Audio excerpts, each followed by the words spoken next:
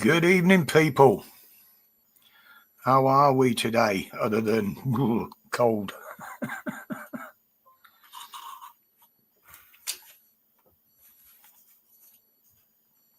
Wait for a few to drop in. That's like, yeah, Yep, I've got you. yeah, sounds working. All six of us in here. Well, four, me and you. 7 now. Good evening, people. How are we doing in the middle of the week? I was going to have a look at something there and I've forgotten what it was. Never mind. Franco, good evening, Matt. Well, what a week it's turning out to be, isn't it? Lots going on. Marine, good evening, buddy. Good evening, the lurkers that are out there. Well, there does seem to be... Oh, sorry, Gary. I was going to say that it's not another Matt. No, I forgot Gary had changed his name. Good evening, Stitch. Yeah, lots of people out there signing this here petition.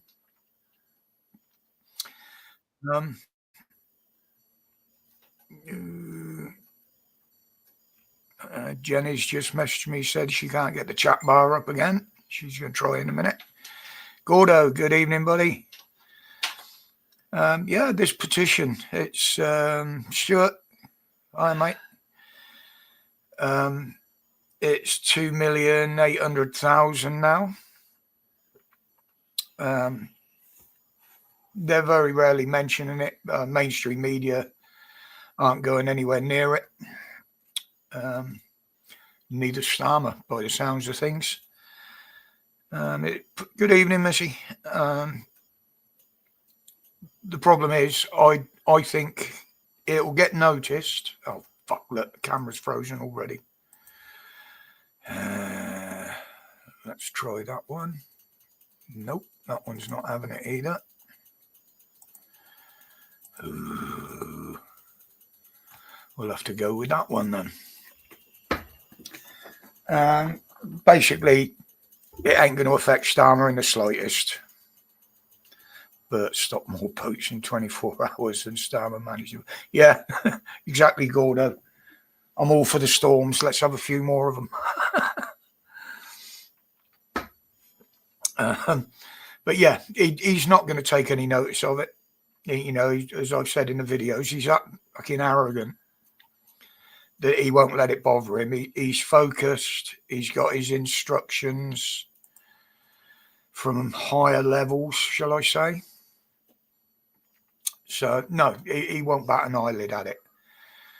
I said, I think it was yesterday, the only good it might do is it might shake up the backbenchers a bit more from Labour, because they can see the amount of support they're losing, and they've already warned him that they're losing lots of support because of what he's doing.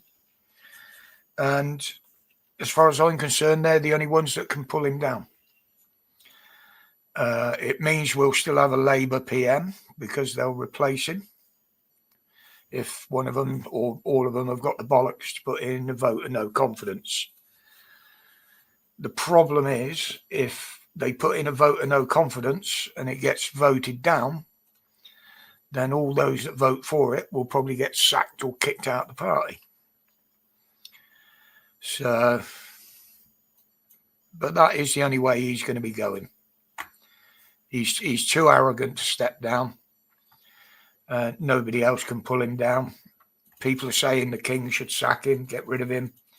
That would be too much for the king to do. There's too much involved in that.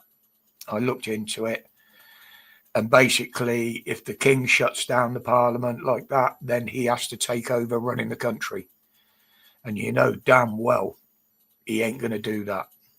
Good evening, Jen. You got in then. So, yeah, it's nice to see so much support going up on that. It doesn't actually finish. It's going to continue running till May, unless it gets pulled down, which Starmer could order, I suppose. Comrade Starmer. But there you go. Don't hang any hopes on that, because I can tell you now, it won't happen. Unless he has a total mental breakdown, of course. But it's nice to see him getting ridiculed in the House, along with Janet Reeves. Janet, I keep calling her Janet. I don't know why. Especially when her name's fucking Rachel. Rocky Horror Show. Yeah, God damn it, Janet. Hello, what's going on here? I've got messages and shit coming in all over the place. Janet. Good evening, Gary.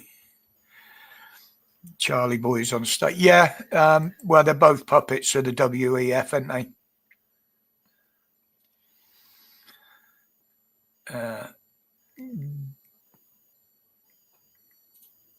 Yeah. Good evening, Resist. I know you're out there lurking, mate. Thank you very much for the heads up on that. But yeah, Reeves, I mean, PM's question times today was a little bit more fiery than usual. I mean, Kenny Badenoch was getting stuck riding. I don't believe she's Prime Minister material, but I think she's doing a good job of calling him out. She's dropping herself in it a little bit, but she was honest enough this afternoon at some meeting or conference that she was attending, where she was speaking, and she admitted, yes, all parties have made mistakes over the last few decades, including the Tories. But she did have a swipe saying that none are any bigger than what Labour are making now.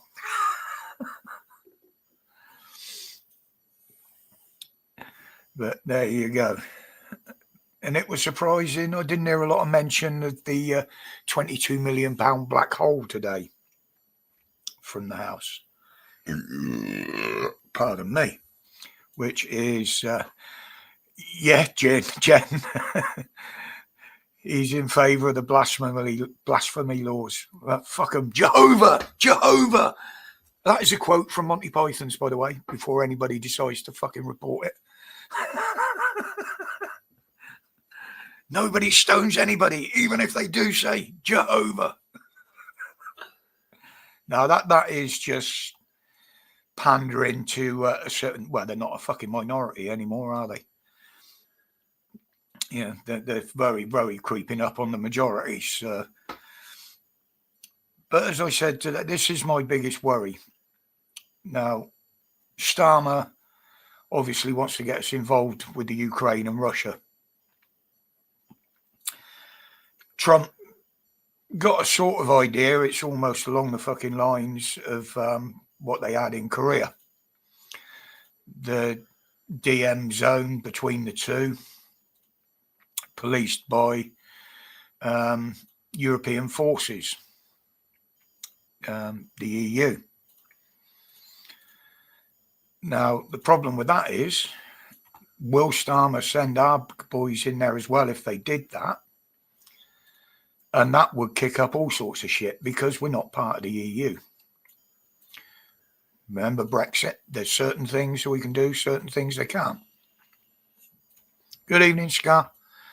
So personally, I think we should, if that happens, we should stay the fuck away from it. But sending our boys in to help the Ukrainians, along with France, as that's what Starmer and Macron, the two dictators, were chatting about when they met up the other week. That's going to leave us wide open in this country. As I said, there's a ready and waiting army ready to step up as soon as we're defenseless. And we are defenceless. Kimmy Badenoch said it herself in the meeting. She said, we are wide open to the immigration. The police can't stop them. The national crime, what's the name? They can't stop them. And as I said in the video today, the police would just bend the fucking knee to them. They wouldn't even try. But that's where we are with it. But the other, as I said, the other worrying thing is, if that's the way Starmer wants to go, is he going to bring in one of Sunak's ideas? He seems to be using a lot of the old Tory ideas and reworking them for himself, of conscription. Do you remember he wanted 16-year-olds to be trained and actual 18-year-olds to go into the military for national service? Can you imagine some of today's snowflakes joining up? Yeah. What are they going to do? Stand on the battlefield and throw hair dye at them? And yeah, here's some bits I had removed. Yo, there you go. And Trump's already said that about the American forces. He's going to kick all those that identify as trans out. That could be interesting.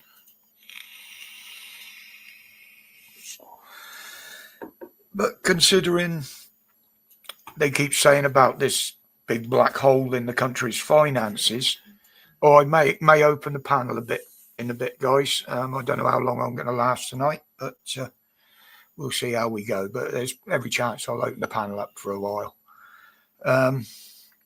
Fuck it, changing subject. I've lost where I was talking about again.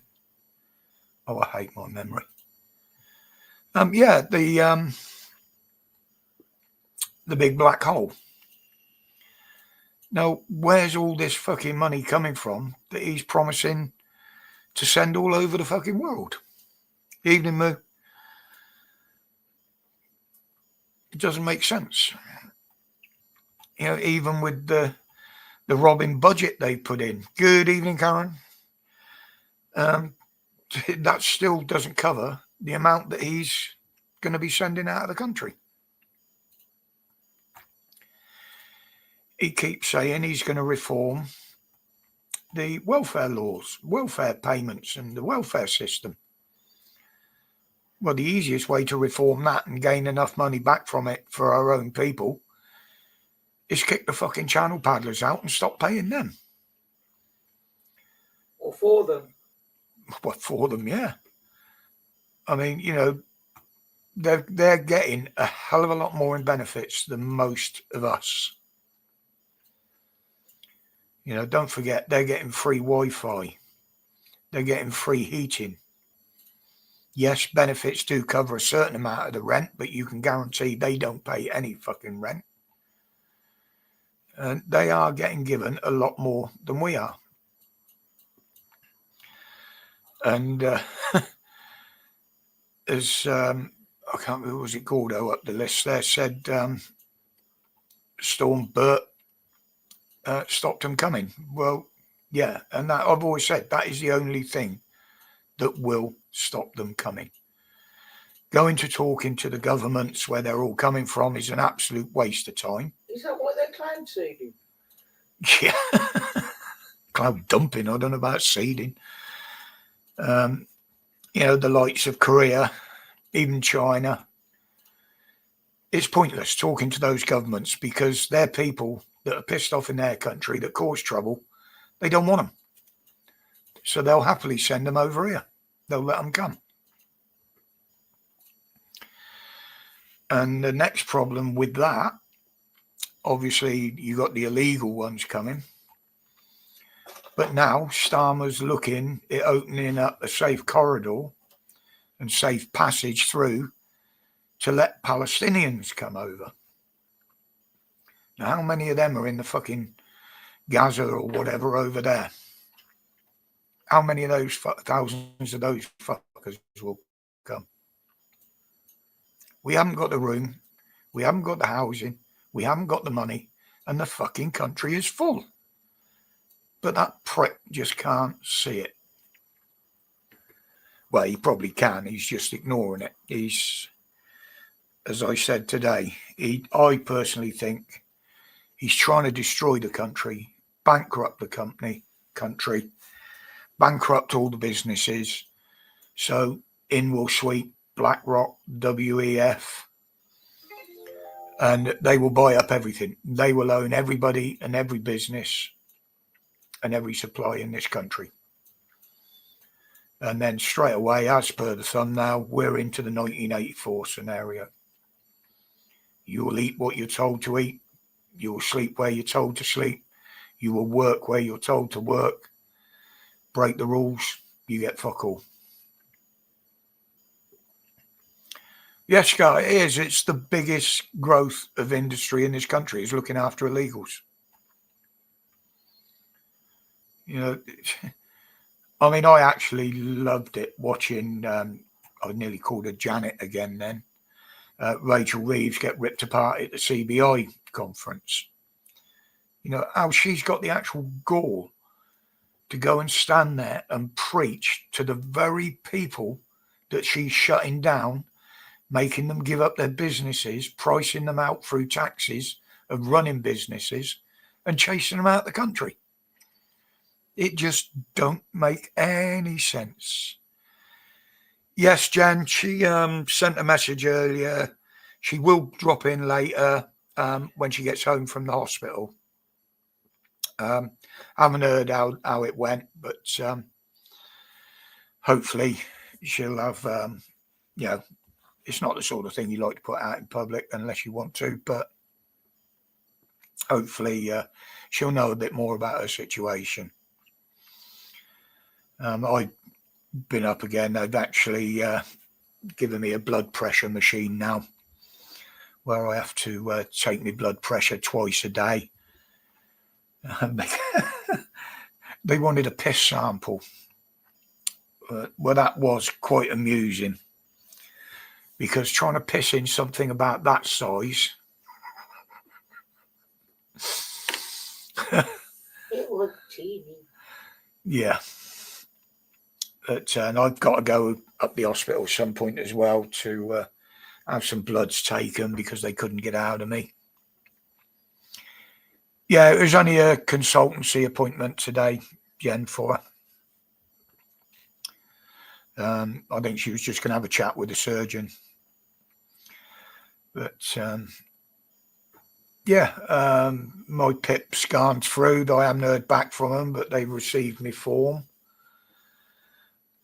We've had the review from the what was WDP. They're snooping into the bank accounts.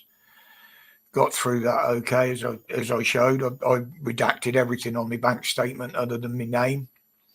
Even redacted my account number. They didn't say a word, so.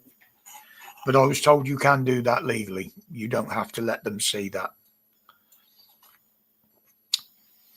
Yes, she has, Jen. She starts next week. I was going to say I haven't started yet. It's next week. She's had her DBS check back. Got a certificate from there. And she actually starts next week with them. But that was the most frustrating thing, was waiting for the DBS to come back when I knew damn well it was going to be fine. Because the police haven't caught me. I'm not saying I've been good. I'm saying the police haven't caught me. Just well, they don't do a family background check and who you're living with. Check on that, innit? That might have been a different matter then. But no, it's the lady that runs the department is on her own on Monday. Obviously, it's the start of the month, so she said start on Tuesday.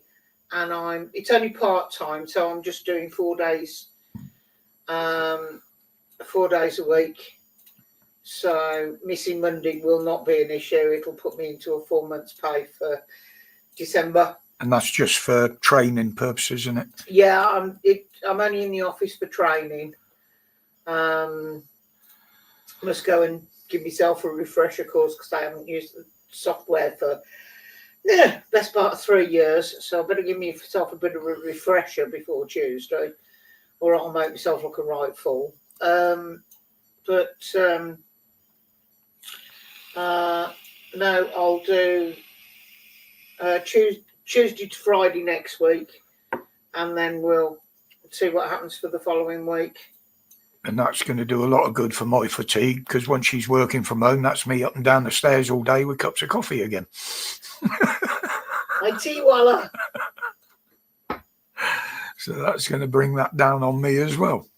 But yeah, she sits up there in the office and she struggles to get up and down the stairs, as do I. But rather than disturb her, it's easier just to go up and take her a coffee up to the office. But it does mean that legally we can contact the council and tell them that the back bedroom is no longer a spare bedroom. It's activated as an office again. So they won't stop us the bedroom tax for that room. Yeah, cheaper than the gym. Yes. Yeah, that's the trouble, Jen. I mean, I do need to do more physical, make more physical efforts than I do. The doctors told me this, but it's very, very difficult when you've got to stop sort of every 30, 40 yards to get your breath back, have a puff on the puffer, and, you know, and your chest is hurting and your legs are aching. I did walk back from the GP surgery the other day, but I did have to have a rest on the way. Need to build that butler thingy out. A dumb waiter, you mean, Missy? The little lift in the wall. Yeah, dumb waiter. The thing is, with the walk back from the doctors, there is a decent wall to sit on. Well, there is from up the town. And I've also got a referral to the orthopedics department to investigate to see how bad the arthritis has got in my neck. So the way it feels like it has gone down my spine a bit as well. It's definitely across my shoulders. So, but that'll probably be more scans and x-rays and tests and pulling about, and because physiotherapy itself doesn't do anything for arthritis. But I've put up with it for years. I've got used to the neck cricking and grating every time I fucking move. But don't forget today as well, people, spare a thought for Peter Lynch's family. For those that don't know, it was his funeral today. And I did hear from somebody that said they weren't going to let his son out of prison to attend, which I find very sad, considering the circumstances he died in. You know, that's the basically the first death in this country of what I class as a political prisoner. Apparently the funeral went fine, you know, as funerals go. But we've got another one to keep an eye on now. There's been absolutely nothing on mainstream media, as usual. But the farmers have spent all today driving tractors down to Dover. And they're going to blockade the port. I've seen one report that already Dover and Deal is at a standstill, because this time they haven't just gone with their little pickups, they've actually gone with their tractors. So they're ramping that up. But again, Starmer said it won't make any difference. So did Reeves. And this has been the problem all along with them. We are the party for the people. But they haven't listened to a fucking word the people have been saying. They haven't listened to what the people want. And everything they've done is hurting the people. Yeah, they're doing more than the Tories were for people outside the country than they're doing for people in the country. I mean, the winter payments, the fuel payments for the pensioners. Would you be surprised to hear that the Romany gypsies and that, they still get their winter payment for those that are on the benefits in them? The illegals, they're going to be lovely and cozy over the winter.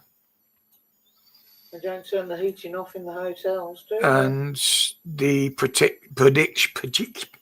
I'll get that right. Predictions of the loss of pensioners, if it does get seriously cold, they're looking at around 40,000.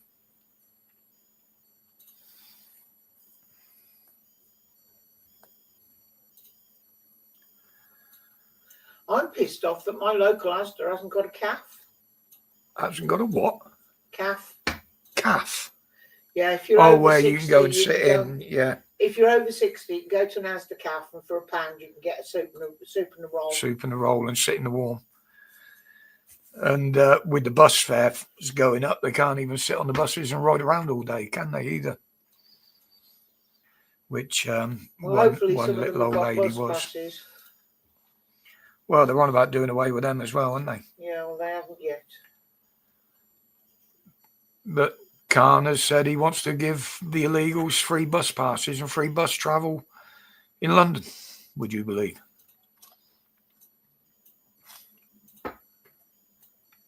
I mean, the country's going to fuck. It really has. You know, it's the worst I've seen it in my lifetime.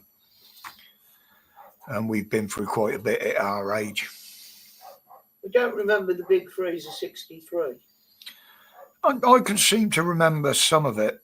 But there again, we were living in rural areas, you know, we were out playing in the snow. But then again, you were 2. You weren't out in the snow playing. Oh, I would have been. We'd have been kicked out in it. Believe it or not, Scar, there is a lot of paperwork out there now. There is so many foreign languages on them. I mean, you've only got to look at the instructions from the National Health Service, the NHS, and stuff like that. He'll be gone, I think, Jen, at the next mayoral election. Unless he can fiddle the thing again, because even his own people, you know, it's affecting them what he's doing there as well, and even they've just about had enough of him, I think. They need to keep, if they got the number of candidates down, he wouldn't have got in. It was the fact that the vote was split over so many that he made it through. Same as a general election. That's the only reason he got in last time. I still can't figure out how you get in with 120% of the votes. Without a recount. Without a recount. That was... Yes, sure, they already get free passes for the National Trust. Well, we have to pay.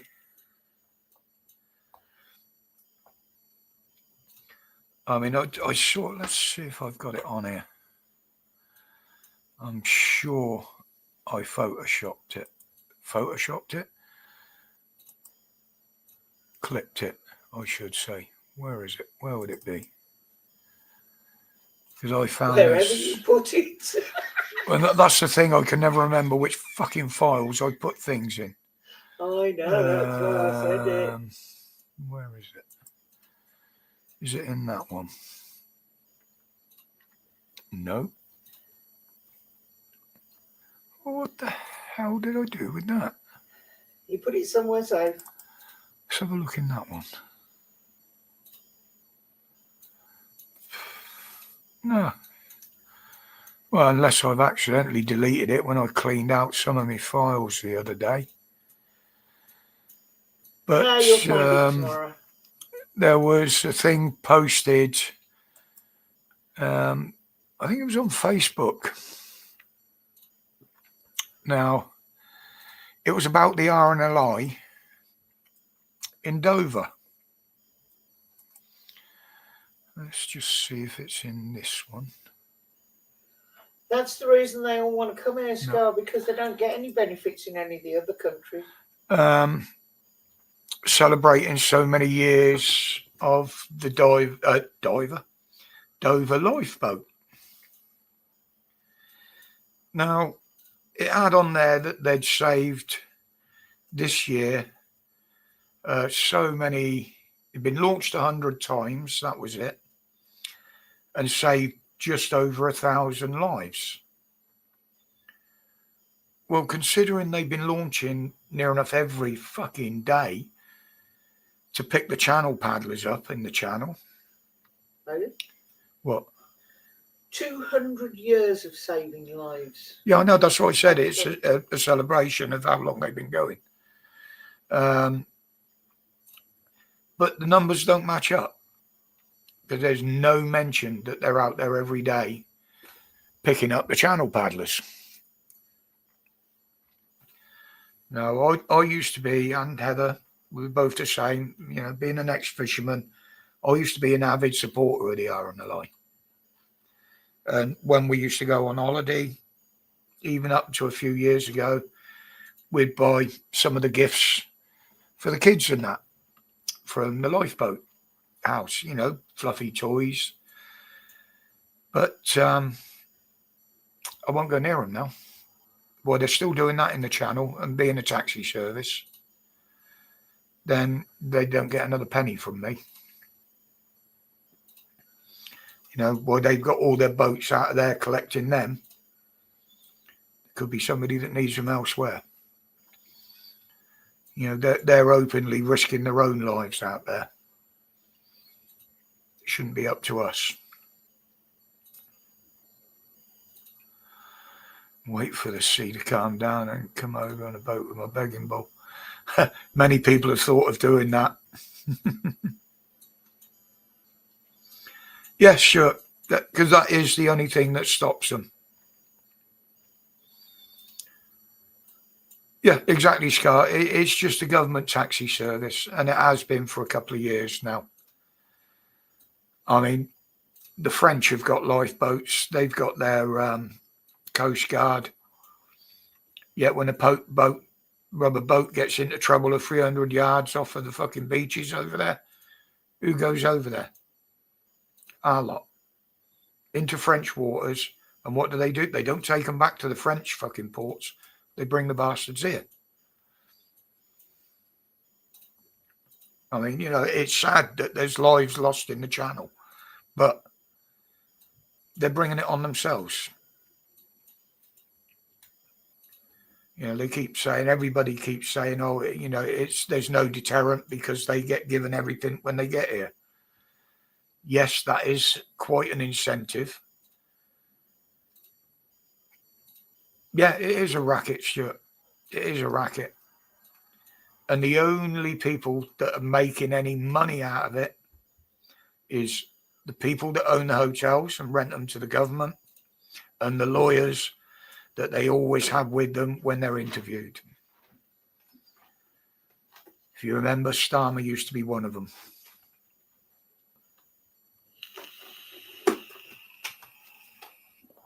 Starmer, the fake farmer.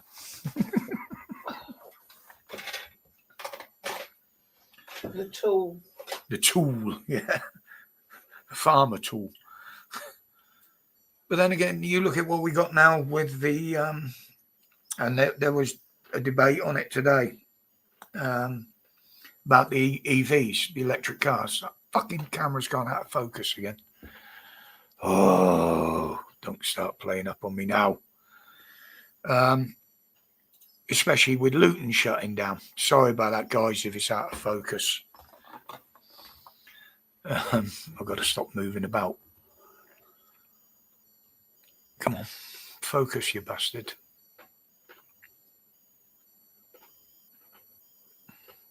There we go. Yeah, with Luton shutting down, and possibly also Nissan in Sunderland, all because of these stupid fucking rules where they fine the manufacturers or the sales garages, whatever, for not selling enough of them.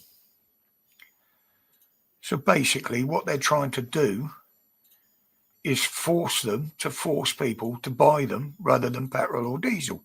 And people don't want the fucking things. How can a government force you to buy an EV? Well, they make it difficult for you to use a petrol one. They make it difficult for you to pay for fuel. But it's a damn sight easier to pay for fuel than it is if you live in city or somewhere like that to find somewhere to charge your fucking EV up. It's literally forcing everything on us. It's like I said, they want to do away with vehicles, so they're going to force them off the road. They can't just come out and ban them. They are just forcing them off the roads, making them unviable, unaffordable.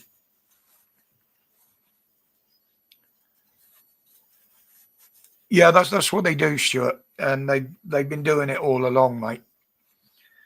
And most of them are Muslim and what have you, foreign lawyers as well, believe it or not, from what I've seen. But we know lawyers have got no scruples anyway, that they'll make as much money as they can off of anybody. No, exactly, Stuart. It's oppression. That's exactly what it is. And they were saying over the energy, oh, we could end up with power cuts and reduced power. How's that going to work with EVs? You know, they're already telling people, get up in the middle of the night to do your washing while the electric's cheaper. So the time where the electric is plentiful at night, all of a sudden, the supply will be as low as it is during the day when everything else is running. And we haven't got the capabilities to produce enough of our own anyway. Far from it. You can get cheap electricity over the weekend as well if you've got a smart meter. Oh yeah, well that's another way of forcing the smart meters, isn't it? We'll make your bills a little bit cheaper if you have one fitted. Yeah, go fuck yourselves.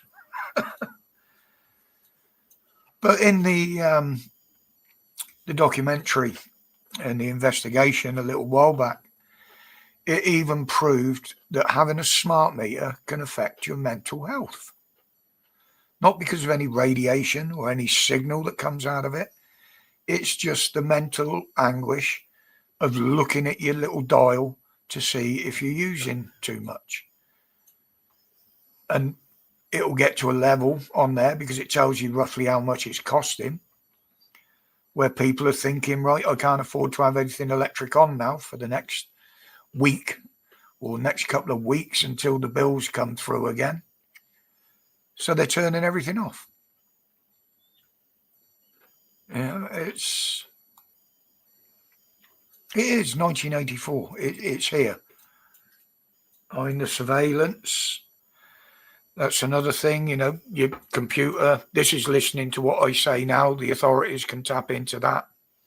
Even when it's turned off, they can listen. Yet look at what they're doing with the cameras in London. Nobody seems to be able to get any joy out of the CCTV cameras in London. But I've had notes from some Americans that said they can access them over there. They can see what's going on our streets. Why can't we? What are they hiding again? Don't they want people to see how many stabbings are going on? How many attacks? How many robberies, burglaries? Gangs of people roaming the streets. Is that what they're trying to hide up? Because we know it's happening. There's plenty of videos on YouTube and other platforms of it happening. So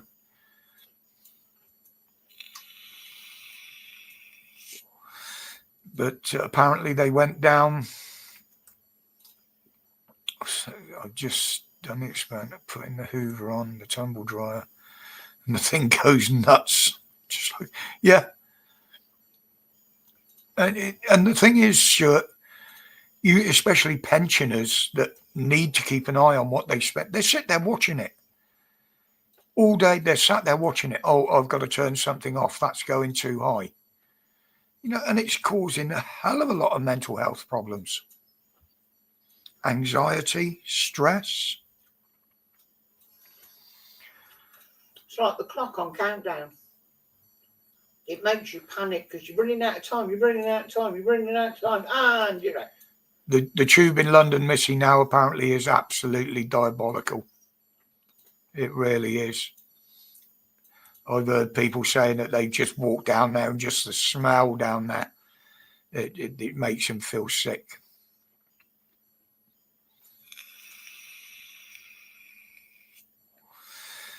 But mind you, you've only got even the buses in London now. I mean, I watched a clip the other day. You know, us British are renowned for queuing. We'll queue for anything. Used to queue respectively for buses. But now you got people just pushing people out of the way to get on the buses.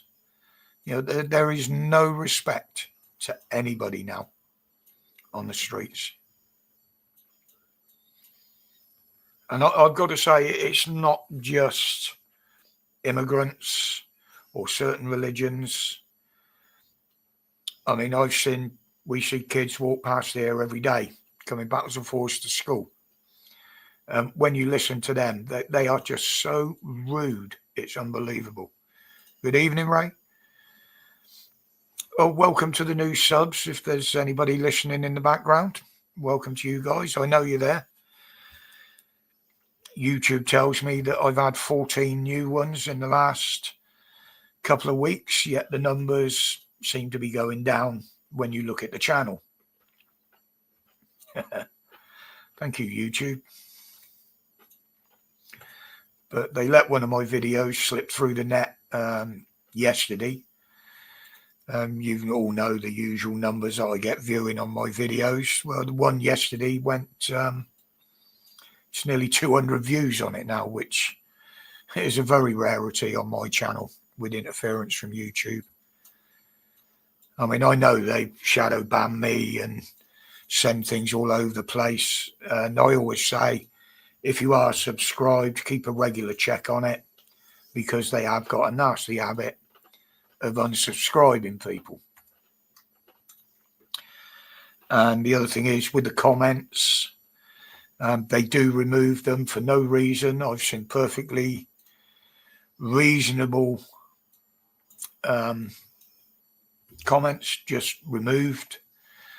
If that does happen to you, or you've got something you want to say which would obviously be removed, feel free to use the email address that's under the channel in the description. I do read them. I do have them open all day when I'm in front of the computer.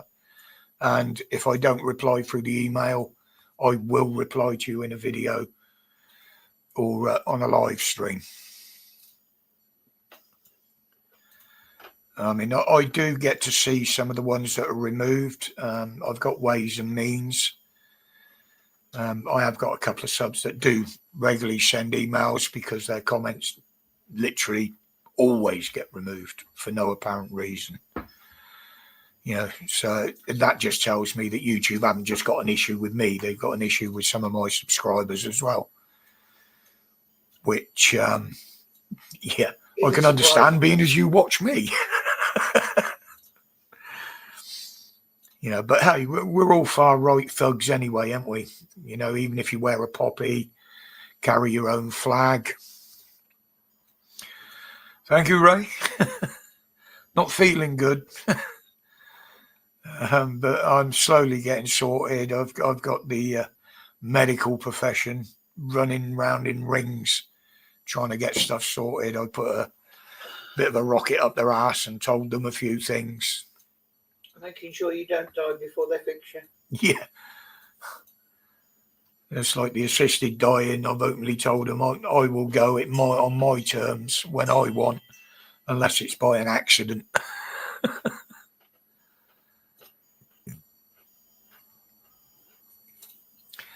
Yeah, we've got quite a few here, Stuart, and they're the ones that park across your driveway and just walk off as well.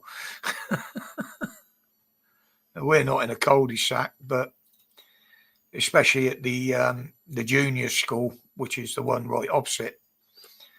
Yeah, there's more, shall I say, a minority attendees than there are white from what I see. I must give up this fucking vape. Yeah, I mean, I've got the bloody steroids, other inhalers. I've got a drawer full of pills. I have to take my blood pressure 4 times a day. But Healthy man. But luckily enough, I mean, I've still, as far as I'm concerned, I still suffer minor TIAs now and again. But usually during the day, I can feel them coming on. I get a bit of numbness in my arm, and the eyes start to go a little bit. So I just step back and sit down or lay down. And it only lasts a minute or so. But now I know what they feel like after the major one in 22. I know what to look for. Yeah, it's Scar in the United Nations school.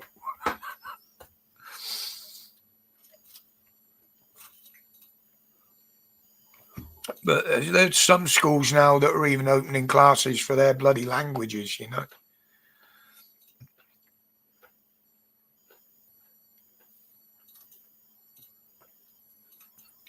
Yeah, I will say, Stu, most from the senior school, the secondary school, I don't see any of them covered up or anything like that, the girls. In fact, you're more likely to see them walking by in mini skirts and things, even in this bloody weather.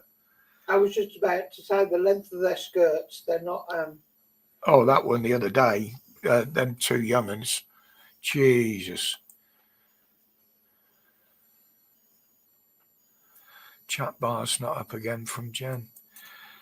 I don't know what's going on there, Jen. I mean, it's up here. I think you may have a problem your end. What's that? She's just messaged me to say her chat bar's disappeared again. But that'll be YouTube pissing about if it's not an issue your end, would you check?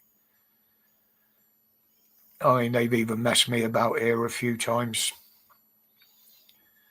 You know, I'll have to refresh because the chat won't move. And you can do it accidentally on the phone sometimes if you make the screen, the picture big, the chat bar will disappear. It's a lot more difficult. On a phone.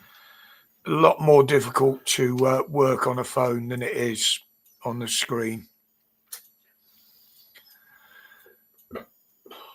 Oh, pardon me. We have another new subscriber, obviously, to join in on here. Gazbob, good evening if you're watching. Oh, shit, I didn't mean to cancel that. Say hi, let us see you there. Yeah. You know, either pop in the chat or just sit in the background there, but welcome if you're in here. And that is the only way I do get alerts of stuff is through emails usually. I upset them enough for everybody's scar. I haven't done a video slagging them off for a while. I must think about doing that again. Jen said she sent that message before the stream started, so it's dinged again. Oh, it must have come through twice then. Or you got another alert on something else and you just presumed it was that? Because you read that out at the beginning. Oh, yeah. So it came up 48 minutes. I looked at it earlier, and so it's duplicated it. But Facebook is just as bad. I mean, you'll be halfway through putting a comment to somebody and it'll just fucking automatically refresh. Good evening, Budge. Welcome, mate. But yeah, it's what else have we got? Been through that. Right, that's sort of everything I've got on my list that I wanted to talk about. I usually do that for the first hour. It's coffee break, is it, Budge? Oh, Budge, I meant to ask you last time you were in. Is Glyn and that still going? I think Spike started his own channel as well, didn't he? His own streams. I mean, I don't go surfing and looking around anymore. I'm just wondering whether they're still going.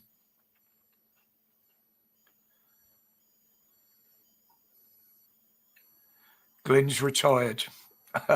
Okay, mate. Thank you. No, it's just that sometimes, they used to pop up in my feed and I haven't seen them for ages. Spike's very busy. Yeah, he's kind of taken over from Glyn from what I was seeing, before I started just not bothering with other streams, to be honest.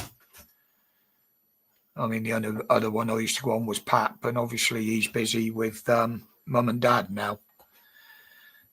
Even more so since his dad had a fall and broke his hip. But he is still active on Facebook if anybody wants to get in touch with him.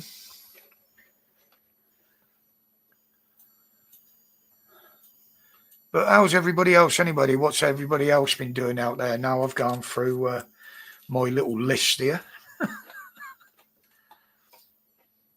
Most of it I've talked about in videos anyway, but well, except for the blasphemy laws, Jehovah. You're hoping to see him next month. Fair play. Yeah, I mean, we'd never be able to get across that way at the moment, Missy. The crazy lady, Stuart. Yeah. Fell out with her long time ago. She was an absolute fruitcake. Good evening, Holly. Glad you got home safely. I'll stop messaging her.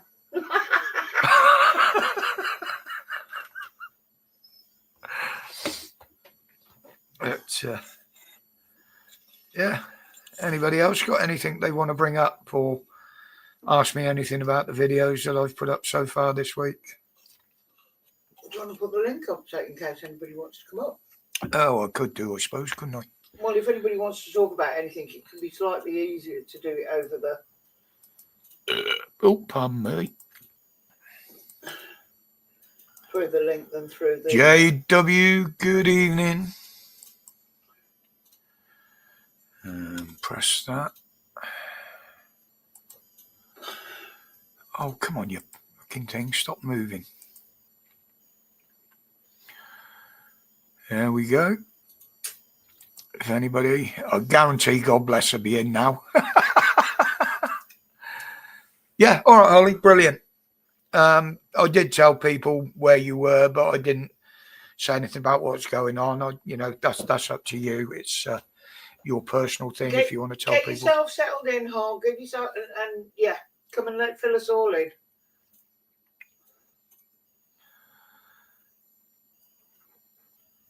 How long do you reckon this ceasefire is going to hold then over there?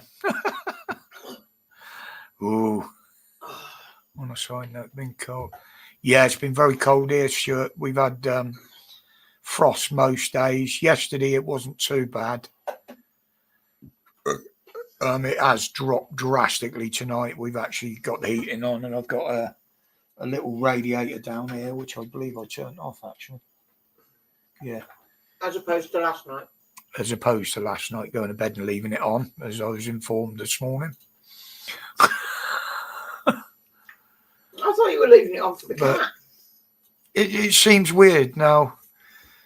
We've had 2 days, I suppose, 2, maybe 3, where we've actually had clear blue skies here. I've seen aircraft going across at high altitude. In fact, I got a photo of one of them, but no trails. Not one. I mean, it could be atmospheric pressure and temperature because there hasn't even been any actual contrails from them. But there's been nowhere near as many flights going over as there was before. Some people are saying, well, they want a bit of heat to get through to de-ice the place every day. Yeah, it was wet and overcast here, Jen, and raining this morning. But it kind of cleared up a bit.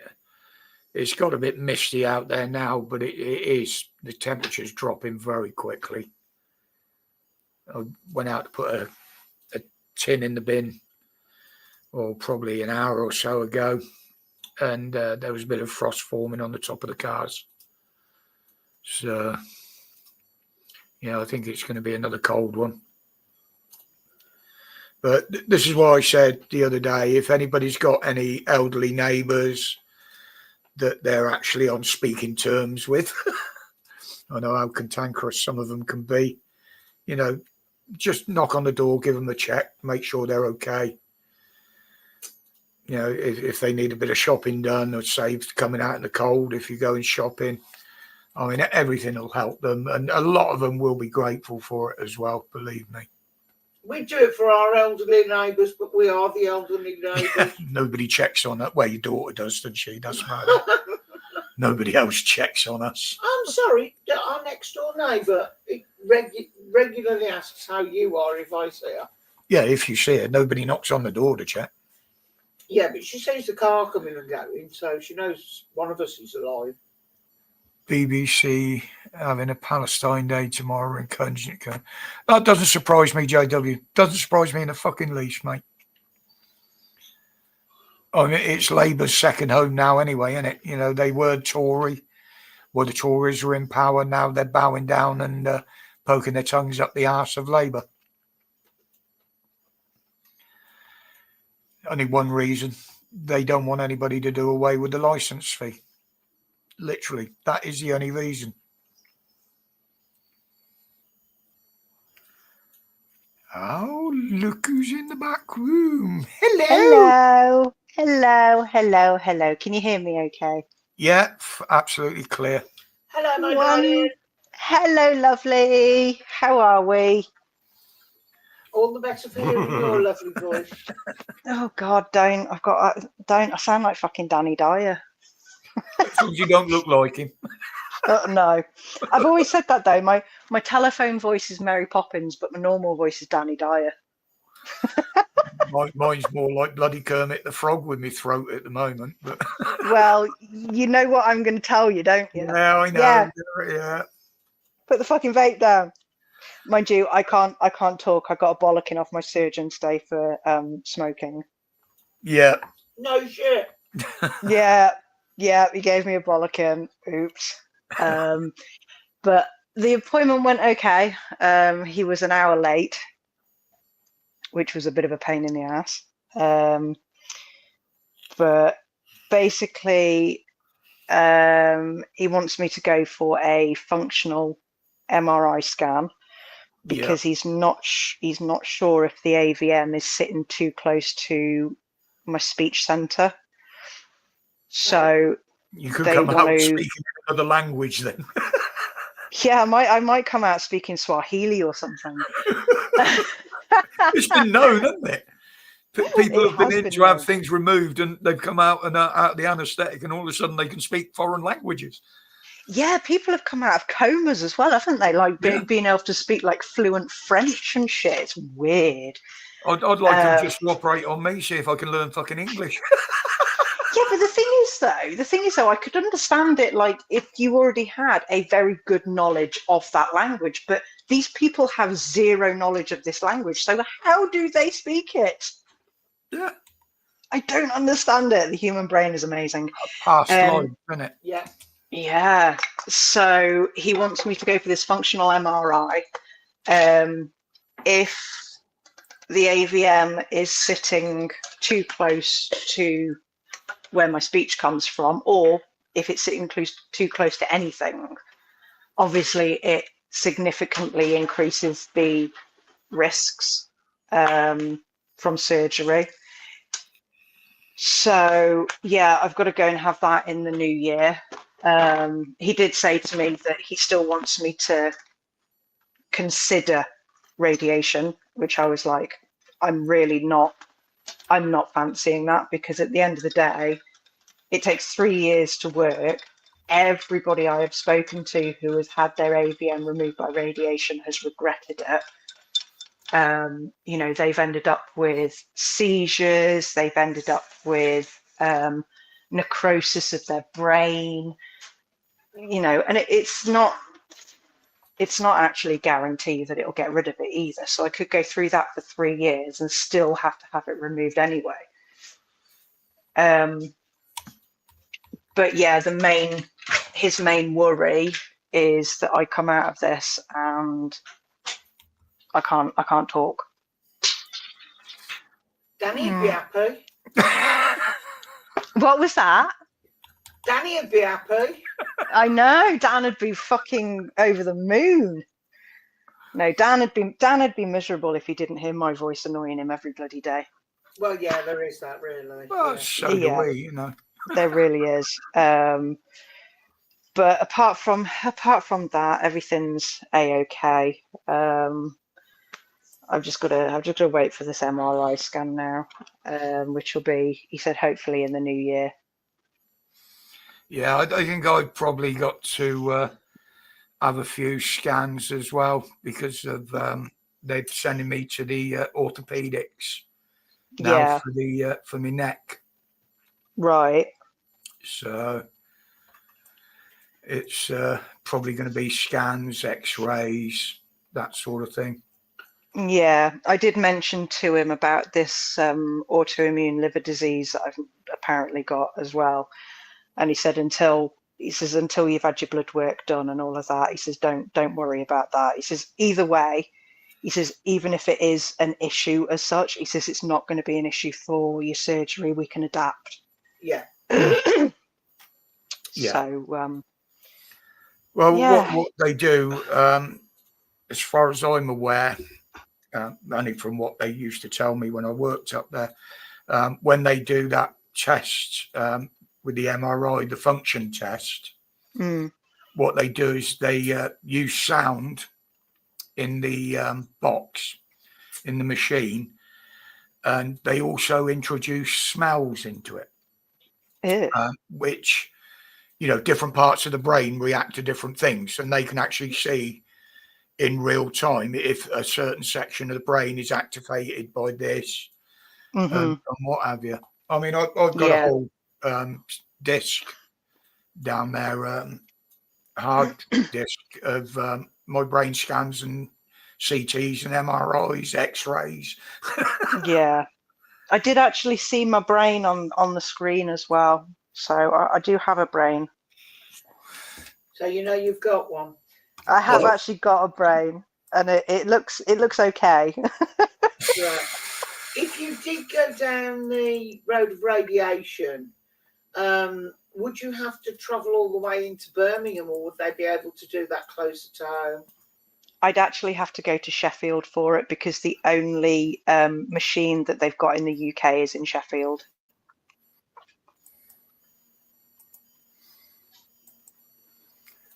You're breaking up there, Holly. You've gone. Oh, can you hear me okay now? Yeah. Yeah. The only machine that they've got in the UK that does it is Sheffield. There's mine. You have a brain. Yep, and that big white thing there, that was the clot, apparently. Ugh. Nice. But yeah, that was a while back. That was. Yeah. That for me would be another reason for not wanting radiotherapy, is having to go to Sheffield on a regular basis. Exactly, because I don't know how like how they do it. Like, I don't know if they do it in sessions or if it's just like one go and then ba-bum. But like, the process of it doesn't sound very nice either, because you have to have this. It's kind of like an upside down crown bolted into your skull while you're awake. Yeah. Before you have the radiation. I don't like the sound of that. They fixed the machine to it, so it once it's activated and pointed at the spot, it can't move about and shoot around in your brain. Yeah. But that doesn't sound very very nice. Stuart, latest CT scan, they injected something that I needed to piss. Yeah, it actually makes you feel like you are pissing yourself, Stuart. And Yep, it also it does. makes you feel like you've nutted as well. And you get all warm. The first time they gave that to me, they didn't warn me about it. No. And it kind of happens quick. So I shot out the CT machine out the magnets. I slid off the thing. What the fuck? It's a really, really weird feeling. Luckily, when I had mine, they did actually warn me. He did actually say, "Look, you're probably going to feel like you've peed yourself." Yeah. Well, they didn't warn me the first time they gave it me. And the fact that they, do you remember if you've ever seen Resident Evil with the virus thing in the spiral tube? Yeah. Well, there was a thing like that by the side of the table when they laid me on it. They hooked me up to it, and then they run away and hid in the little box. And I'm like, what the fuck is this? Is this the T virus or something? Yeah, that's what always makes me laugh when you go for like an X-ray, and they always say, "Oh, X-rays are perfectly safe." Well, if they're perfectly safe, why are you hiding behind a fucking screen? Why have you got aprons lined with lead?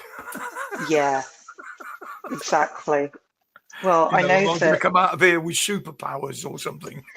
Exactly. They are perfectly safe as long as you are not pregnant and don't have one done on a daily basis. Yeah, I know when I worked at the vets, we used to have to, because obviously we did a lot of X-rays and stuff. We used to have to wear this radiation monitor thing that, like, they sent them away like every month or something. Yeah, little tag in it. They do some that change colour as well. Yeah, that's the one. And I remember I'd been there probably a month by that point, and it was only then when someone actually pointed out I was wearing mine in the wrong fucking place. Well, they actually used to issue us with them when I was the gardener at the hospital. Because where all the X-ray department is, we used to have to walk in and around the little passageways to, clean leaves, weed kill and stuff like that. So when we were walking around them, we actually had to wear these bloody badges. Yeah.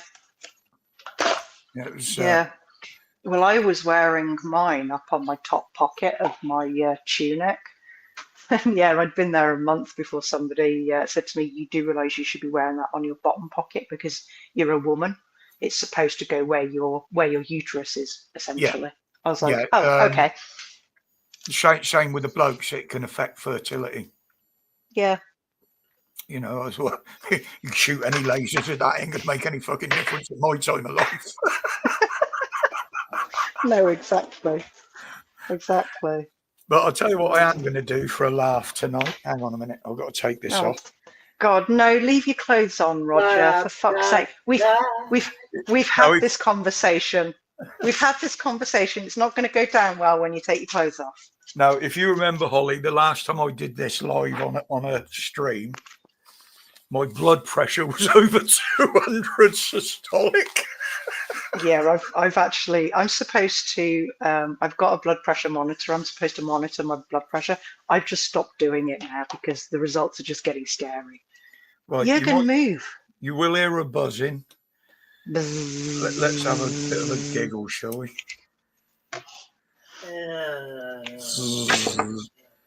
This is actually a better one because I had two that I bought and the fucking things blew up, but they just quit working. Yeah, it's because your blood pressure's so bloody high. That's what it is. And I was chatting to the nurse in my stroke review last week, and she said, I'd like to monitor your blood pressure. And I explained, well, you know, my last two were blown up. I said, and the last time the doctor here said that they wanted to monitor it, they didn't have one to even lend me. Yeah. So she's gone out. She's dug a brand new one out the cupboard. She said, here, there's one. I said, well, do you want me to bring it back? She said, no, keep it. There you go. I'll tell you what, that's not too bad, actually. 171 over 98. Yeah, that's okay. That's not too bad. Okay, at a push. 171 over 98. I'll do that again in a minute because that can be my evening reading. I've got to do it twice. But leave it a minute to settle down. Yeah, I remember that one I did on Dan's that time. It went to about 205 over 102 or something.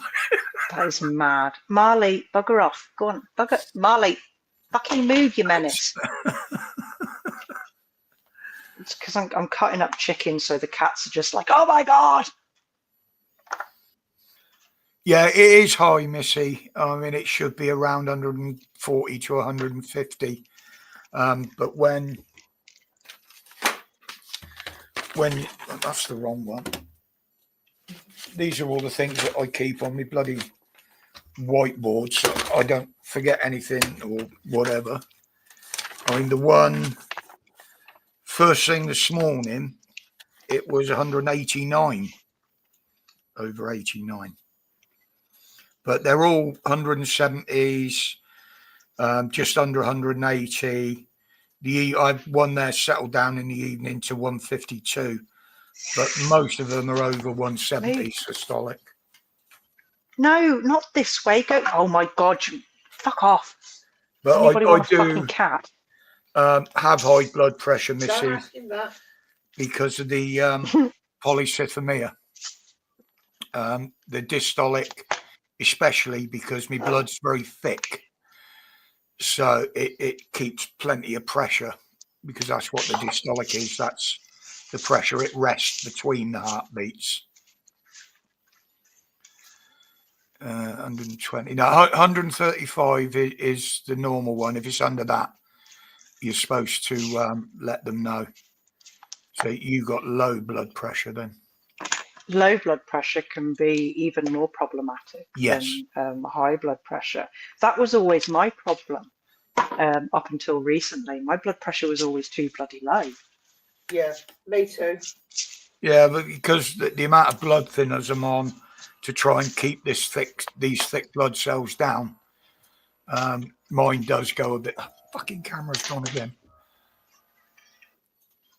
Mine does. Oh, that's sending the machine fucking squirrely here, me moving about. Sorry, I'm messing around with tin foil at the minute. So I'm trying to do two things at once. Trying to bring the camera back into focus where I moved. Now it's having an absolute fucking hissy fit. 260. Hang on a minute. Yeah, that can't be right. No, it's because I moved and disturbed it. It puts the pressure up when you're moving. Yeah, So you're supposed to sit for like 10 minutes or something before doing it, apparently. Yeah, I did notice. I did a bit of an experiment the other day. Just doing the video puts my blood pressure up. You know, obviously with the content, you get a bit irate anyway, having to talk about some of the things I do. You do. Who and the that fuck does, keeps loosening your bloody collar? Not Fucking me. do-gooders. Do-gooders. come on. Beep, beep, beep. Give me a fucking reading, you bastards. We had a cat that used to take his collars off. No, it's a leather one. 5. It has got a bit of elastic on it so that, like, if he gets caught, Yeah. but I keep putting it so that it's just how it should be, and somebody keeps putting it so it's bigger, and it's driving me fucking potty. What, do you want to go back out? Oh, fuck. That actually dropped then. That's quite handy. Go on then. But I will put on the notes, because when I do them, I don't just write the numbers down. I put down what activities I've been doing, anything energetic, and it gives them a better idea of, when it's going up, what I'm doing, any symptoms I'm getting, any headaches or anything like that. Sorry, I'm trying to redress myself here. It's all right. I'm not actually. I'm not looking at the screen at the minute. I'm sorting Well, the it would tea help out. if I had the sleeve in the right way instead of inside out. Yes, yes, it would. I've got to do this because she hasn't commented. Did you see my good news, Hollow? No, what good news? My DBS came through. I start next week. Yay! Yeah, she starts that's on Tuesdays. brilliant. Now the camera's gone again, and look, the fucking thing. Marley, get your face out of that. I didn't think you'd seen it, as you hadn't. I didn't see a thumbs up or a comment from you. No, do you know what? Facebook's been really mucking me around lately. I'm not seeing a lot of stuff. It's like I'm not getting notifications when somebody like comments on anything of mine. It does that to me all the time. I really have to trawl through stuff sometimes. Yeah, I do. Find. I did it the other week on the live because I was looking for something Jenny had posted, and there was about 20 posts I hadn't seen. Yeah. Well, the thing, I mean, I get notifications that people have commented, but I'll be honest, I don't. Although, I'm friends with a lot of people, I don't actively follow. What I do is I just troll through my feed, what's being put up in my feed. Yeah. And luckily enough, most of my friends' stuff pop up in there anyway, because, I look at theirs regular and comment. It's like when Dan doesn't post anything for a couple of days, then I'll go and look to see if he has posted anything and they haven't put it in my feed. Same with yourself. Yeah. If I haven't heard from a while, there's I won't mention their name, but there's one that I hadn't seen for a couple of weeks. And I messaged them personally. They said, no, I'm just did exactly what you did, Holly. They were just taking a step back from it for a little while to clear the heads and that, which is fine. Then I don't know that there's any problems there, Yeah, when you do that in college, you just ignore your message. Awkward. Yeah, Dan's absolutely fine, Flanco. He's very, very busy with mum and dad at the moment. Obviously, with the lead up to Christmas as well. Dad came out of hospital on Saturday. Oh, he's got him home now, has he? He came home. He came home Saturday. They're at bingo tonight. Brilliant. So that'll ease the workload on him a little bit then. Well, not really, because he's got to look after mum and dad now. 24/7. Yeah, but at least he's not up and down the hospital. There is that to it. And the other thing is, with him there, he hasn't got to keep travelling backwards and forwards and what have you. It's a pain. He has to go back home now and again, but hopefully he'll find something down there. Yeah, fingers crossed for him. I hope he's still looking. He should be. Yeah, he is. They're just not giving him anything that is suitable. Well, that's the That's issue everywhere, isn't it? yeah, that's the problem he's having at the minute. I You mean, know that. his other issue is that he wants 2-bedroom. Well, he needs 2 bedrooms. Yeah, and they're very, very reluctant to let them go now to single people. He might need a living carer. You know, same with like us. If we had to look elsewhere, you know, a flat would be no good because we can't do stairs.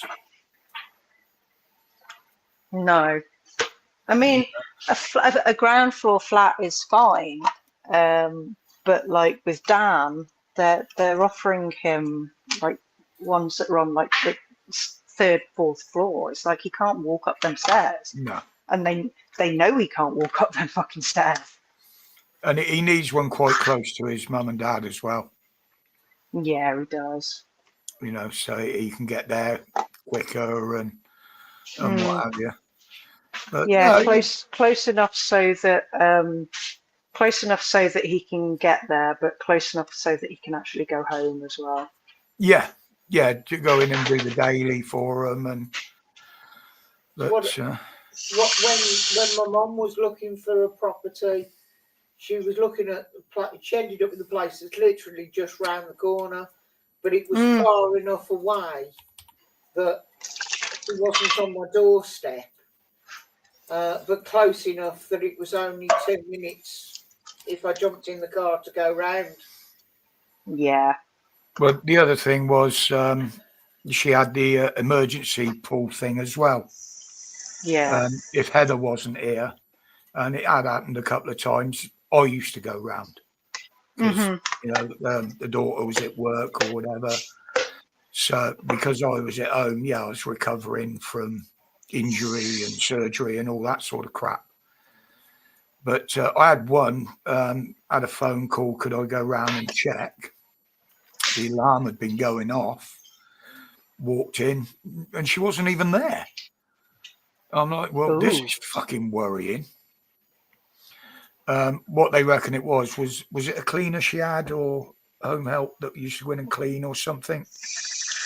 No, they never went round when she wasn't there.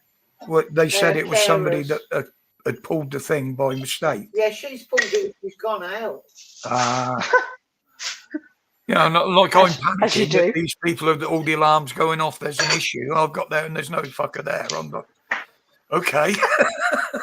She had an emergency button by the front door, and it just so happened it was one of the days when she went off to one of her olds meetings, you know, where they get together and play silly games and have a cup of tea. Yeah, me nan used to call it the Wrinklies. Yeah. And they reckon what's happened is somebody's caught the button on the way out, the panic button by the door, that set it off. But there was nobody there to respond when they're trying to talk to her. So he had to go around, and he ended up phoning me, and I'm like, well, she shouldn't be there anyway. She should be at club. They only ever tell me anything when I need it. It's as and when it needed. I don't get anything else. Well, no, because you're a bloke and you'll either not listen or you'll forget anyway. Well, yeah. Yeah, the listening thing's always a problem with me, especially when it's women talking to me. Sorry, what?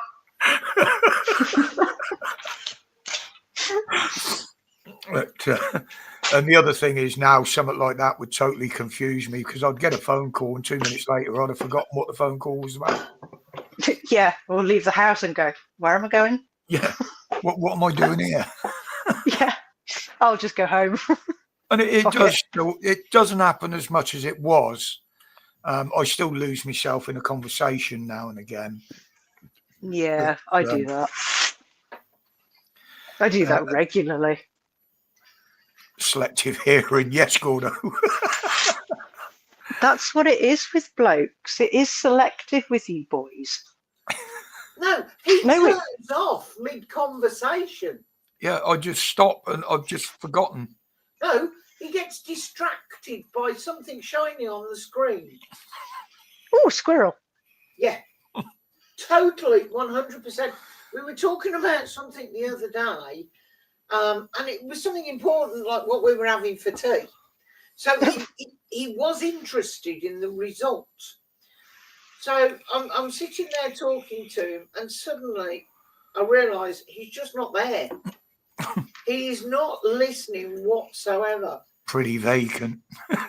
Something has caught his eye, and that's it. He's gone. I'm not The getting any lights are on. sense out of him until I go, baby, and go back and start all over again.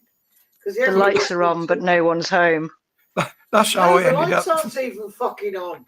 That's how I ended up filming the squirrels on the fence, because they caught my eye, and I'm just sitting there looking at them like, oh, yeah, just do a quick video of them.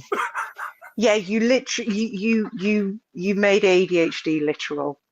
Yeah. Oh, squirrel. Oh yeah, hell yeah. I mean, they told me something a while back, and I'd totally forgotten.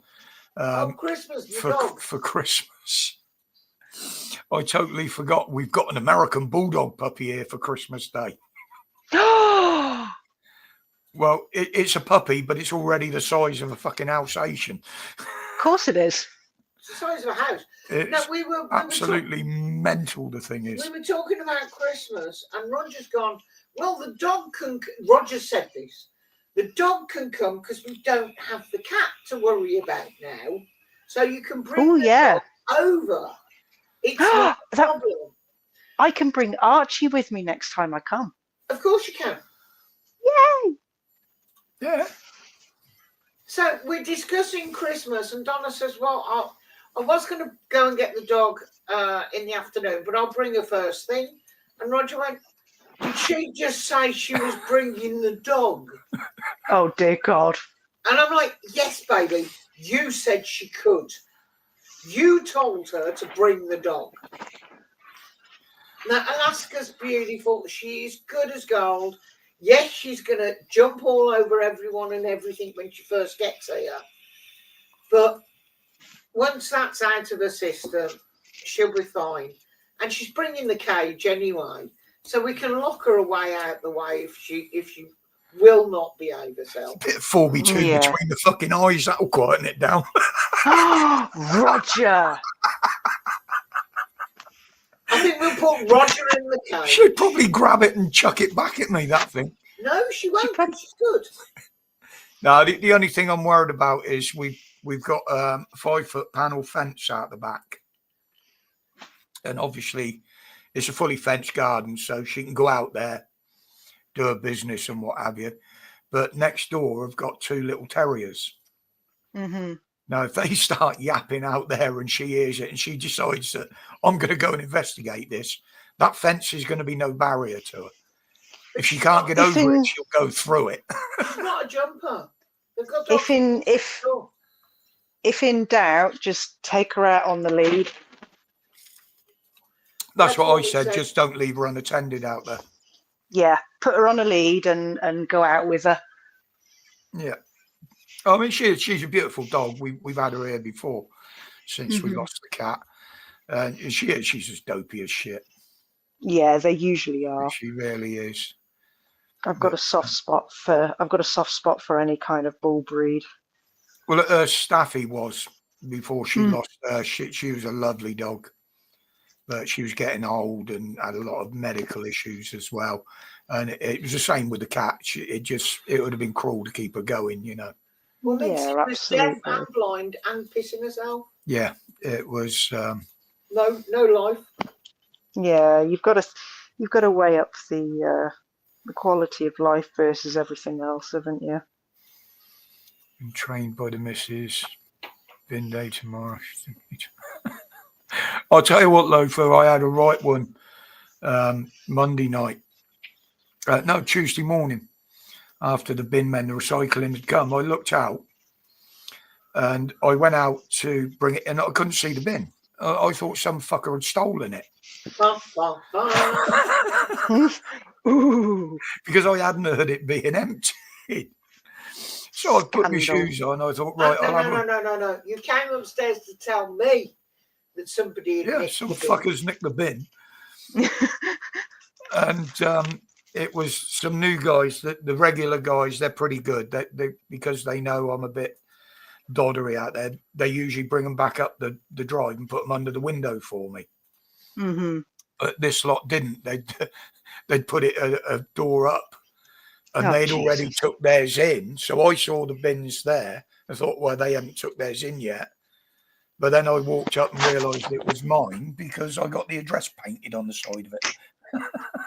Yeah, I've numbered all of my bins. Oh, I spray painted mine. It's amazing though, like people will actually steal your bin. Gardeners are the worst ones for stealing them because It's they're like absolutely brilliant for collecting cuttings and that. But it's how much it costs to replace them. If somebody's nicked yours and you try and get a replacement, it's how much it costs. Yeah. When I lived in my old house before I lived here, it was on a green, so we didn't have driveways or anything. We had a car park and then a green where all the houses were, and somebody kept nicking my fucking bin because we had to line them all up by the car park. Where the fuck have I put my tobacco? We lined them all up by the car park. So of course you can't fucking see like where the bins are. And yeah, I kept getting there and somebody had kept robbing my bloody bin. Fucking bastards. Bristol, we had about 5 of the bloody things. But they give us, you had a food waste one, your normal waste, your recycling, your gardening. And what they did, they gave you a little one. Well, I say little, it was probably 2 foot tall. And that was you're supposed to keep in the kitchen and put your food waste in it and then tip it into the big one. Mhm. Save you keep going out. But I looked at it and after the first week, I'm like, absolutely wicked. That's just the right size to keep my carp bait in. Yeah, they started doing it here, the food waste, and then they decided to stop it. So I had these 2 waste food waste bins, little carry things, and I keep the cat litter in it now. Yeah. I mean, we've only got the 2 here, and if you want the garden waste one, you have to pay for it. But the guys have said, chuck it in with the normal waste, because I said, well, it'll help break down the stuff that goes to landfill better anyway. Our council have started charging us now. Yeah, you have to pay for them here. You have done for a few years. Oh no, we've always had ours emptied regardless. But they started doing this in October. They're like, right, from like October the whatever, you have to pay to have your green bin emptied. So like obviously everybody was applying and they paid their money and all of this. And they started sending out these stickers for the bins. Well, first of all, they ran out of stickers. They didn't actually order enough stickers. And then the stickers that they actually distributed are so shit that they're not staying on the bins anyway. So the council have just been like every month going, yeah, just put your bins out as normal. Well, we had a spate round here. They were fitting sensors in them. Little monitoring chips. I don't quite know what they were doing, but they were quite easy to spot if you knew where they were putting them. I've never found one in ours. One of the lads up the road, I told him about it, and he found one on his. Whether it was to do with weight or whether it was, just a sensor on the lorry that picked up what address they picked the bin up from, I don't know. I would have thought it would probably be weight rather than anything, because obviously it wasn't in all of them. That was the thing. Yeah, it'll be a random what's the word, like a survey as such. They won't do it on everyone. They'll get an average of how much people are throwing out. Yeah, I don't know what they charge for the garden waste ones around here. The neighbour's got one, but it's just under £100. So it's a bit like Paulette, somewhere around there. but all my grass cuttings get piled up at the end of the garden anyway. Ours is, I think it's just under £60 a year to have ours done. Well, we don't even know what's happening with the. Actually, do you want to go wee-wees? Come on then, buddy. Thank you, Stuart. Yeah, I mean, they probably picked up metal if something like that goes through. But I chuck everything in there. I chuck electronics in, recycling and everything. I'll make sure there's no batteries in there first, obviously. You put the car headlights in recently. I put a couple of car headlights in one. What else was it? Oh, I had my mate had stripped a smart car. So I was cutting all the panels up, the plastic panels up into bits and putting them in there as well. Nice. Bonnet got into 4 pieces and that got chucked in there. And I put all sorts in there. Yeah. But the headlights. Well, doing something, and he says that won't go in recycling. What? Yeah, because it's you doing it and not him. The headlights were big Ford Focus ones, so what I had to do was bury them under the tins so they couldn't see them. Well, they're all plastic; it's recyclable, you know. Well, it's like in the when it comes to the summer, I'm just going to put me garden, like my grass trimmings and all that. I'll just black bag them and put them in the normal bin. What they're going to do? Go through all the bins? Fuck off. Well, because we only usually have one bag in there, he actually opens ours and just lifts the bag out. But my mate who's on there, he always stops and has a chat. He's actually a subscriber. Hello, if you're listening. He said, yeah, if you want to put your grass clippings in there and stuff like that, he said, they'll go. Don't be mean.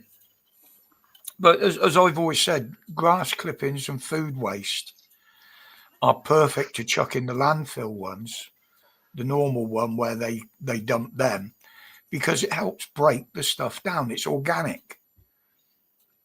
You know, you put a newspaper in there.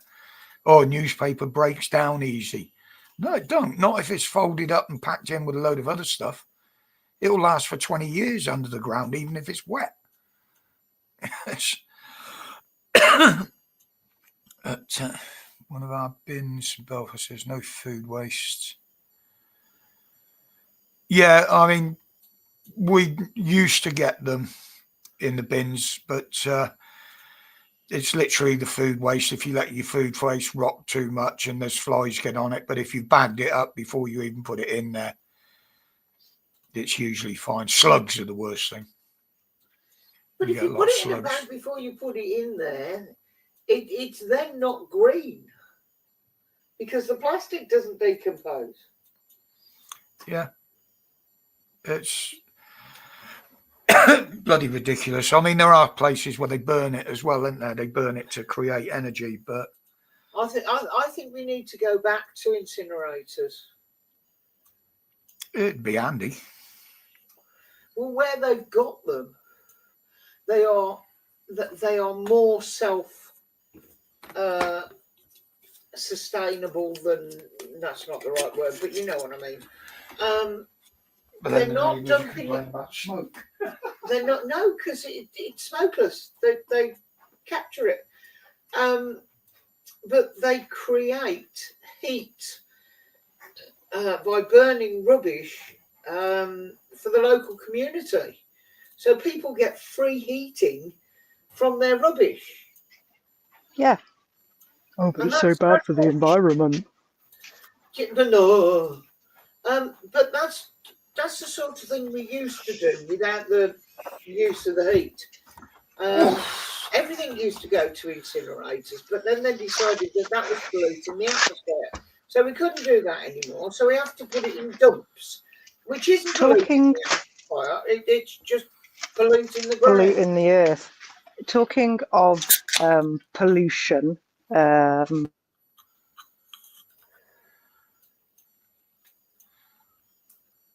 Yes. Um, She's gone again. hang on, can you hear me? Yeah. There we go.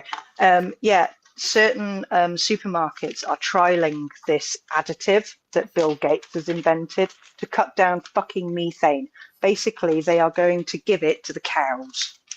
So they are going to inject this, I think it's called Bovier or something. It's an additive that they're going to add they're going to give it to the cows to cut down their fucking methane. Methane is not the fucking problem. No. But if it cuts down on it, I could probably try some of them. Oh, yes. Oh, please, where do I get it? Do I have to get, The thing do I is, have to though, email Bill Gates personally? Or the best of it is that they're doing things like blaming the cows, but the people who are telling you this are those who fly around the world in fucking private jets every fucking day. Well, that annoyed me with Starmer. I mean, you look at how he was flying all around the world a couple of weeks back. And then he pops home for a day and he's preaching to people, oh, you got to stop polluting the atmosphere. Go fuck yourself, you idiot. Exactly. Oh, there's a post going around on Facebook. Somebody has photoshopped Keir Starmer's face and whoever the female one is onto Myra Hindley and the other one, Rachel Reeves. Apparently, yeah, there's been a few police posts about it saying that they're going to start arresting people who like and share it. Oh, well, that's me done then. Yeah, exactly. Fuck off. Fucking. Oh, the other one that's been doing the rounds, where is it? I've got it here somewhere. That one. No, this one I thought was absolutely spot on. Oh, hang on. What am I doing here? Why does that come up? Okay, let's try that bit again. That one. Yeah, you're right, Stuart. Our green bin is brown. Yeah, that one's good. That one is good. I thought that was absolutely brilliant. Right, I'm gonna drop down back into chat because I'm just about to dish my dinner up. So. All right, sweetheart. No worries. Okie dokie. I will see you all soon. Okie dokie. Glad everything went all right with your appointment today, darling. Thank you. Right, love you. Bye. Love you. Bye. If anybody else wants to jump up, the link's up the top there. I know some of you have been up before. I'm surprised God bless Ben Henning, but it ain't 9 o'clock yet. So,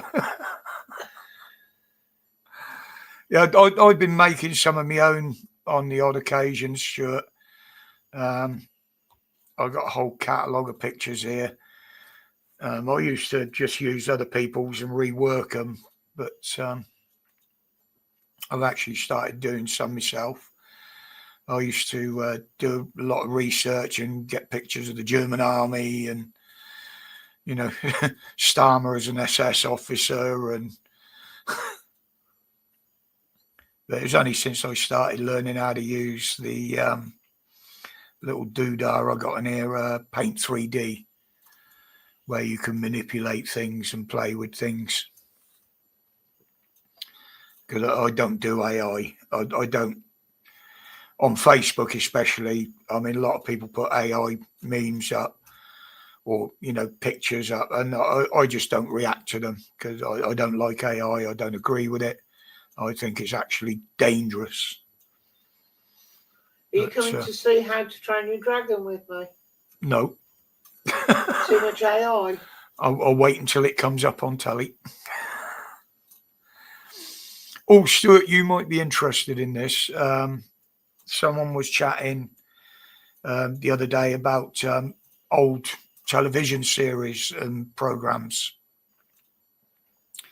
There's a new channel on Freeview. I don't know whether you get it over there, called Rewind TV. And they're actually showing reruns of, do you remember Monkey with Trippy Tucker? They're actually rerunning that. The original Flash Gordon, the old black and white series where you could see the wires on the... They're running all the old ones like that. But isn't it something like Channel 90? No. That's... Oh, it might be actually, yeah. It is. It's one of the new ones, Rise Up High. Because I haven't retuned the telly upstairs. Is it 92? No, it's there. It's 95. 95. Even without my glasses on, I can see that. But yeah, they're showing some quite good old, Pigsy, Trippy Tucker. Yeah, but we had to retune the telly to get access to it. What was the other one's name? Sandy, wasn't it? Was the other one? Yeah, I don't watch them game shows, Gordo. The same as I don't watch soaps. Well, I used to watch the one called Soap originally. Confused? Confused? You will be after the next episode. Dum, dum, dum, dum, dum. You don't watch any TV. Yeah, I mean, I literally, my favourite channels are the documentary ones, to be honest. Or old TV. Or old stuff, yeah. I heard a Motorhead Son, 1916. It's not atypical. Yeah, okay, Loafer. But things like PBS America, Blaze used to be good, but they've gone all woke on there now with their false documentaries, as the Americans do them. Oh, look, there's a fucking monster searching for Bigfoot and shit. But yeah, some of the documentaries I will still watch. And Talking Pictures, that's another one that shows a lot of old movies. A lot of old westerns on at the moment as well. I can't remember which one's that's on. No, gone. Talking Pictures? No, there was another one that's got a lot of westerns on. There's action as well, movies, action. Legend, that's it. The movie action channel, that's quite good if you're into your shoot 'em up and what have you. But during the day, you know, I might have a news channel on in the background, just looking at the headlines to go and look at. You know, if I see a headline, then I'll come online and research it to find the truth about what's going on. But it's more what they're not putting out other than what they are that I find. Like they haven't been putting out about that petition, the farmers' blockade down in Dover from tonight. There hasn't even been a mention of that. The biggest thing, obviously, is that they keep going on about the war and what have you. I just turn off to that. I'm just not interested in that anymore. That they just use that as an excuse now. Yeah, there are other places to look, Stuart, as well as YouTube. There are quite a few websites that show some decent documentaries, independent ones. You know, proper journalism, as I call it. Yeah, Jason King's on there. That's one show that they've got on there. A lot of the old comedies, I'm getting a bloody cramp. But there again, I do realise that some of us are a bit older than certain people, and they won't remember half the programmes or have never seen them. But they're more the channels that I watch.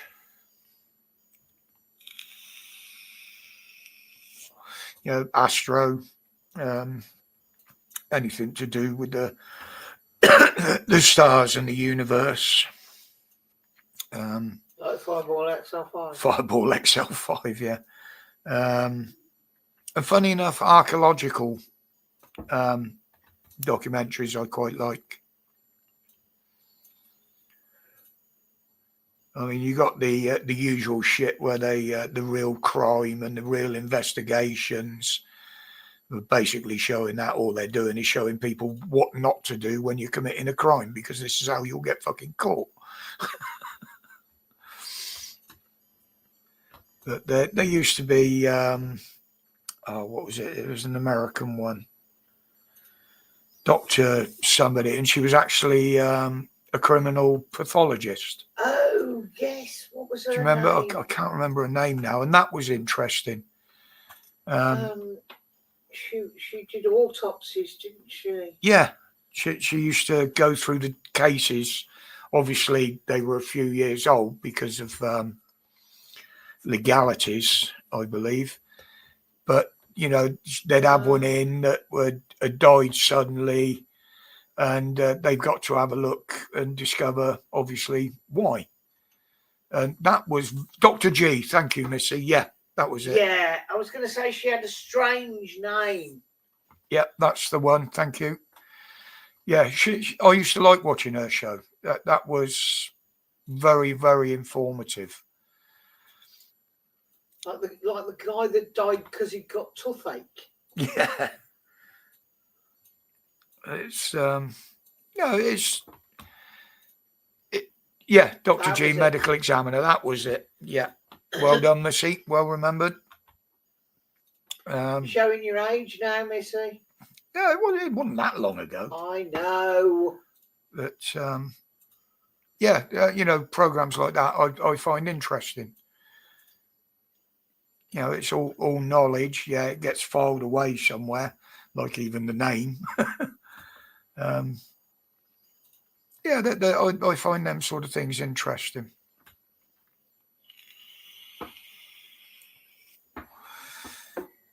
Right, I'm not going to keep going till 10 o'clock tonight, people. I do feel a bit fatigued. I'll keep going for another little while. But I notice my eyes, the brain cell is firing. Yeah, that's the thing, Missy. It's watching stuff like that. It helps keep the brain functioning, as it were. The alien document. Yes. Especially at the moment, Holly, I've been following a little bit of this big conference and investigation with the whistleblowers in America. Obviously, a lot of it is redacted on that as well, but some of the stuff they're coming out with, and you know, these are apparently things that the governments know about that they've hidden from people. You know, it does go back to the old scenario that if they put out what they really know, you know, the people would panic. But I think more people would be interested in what they know, not what's likely to happen. I mean, personally, I think any alien race that visits this planet would look down and think, what a fucking mess. We ain't going anywhere near that. And they just keep going.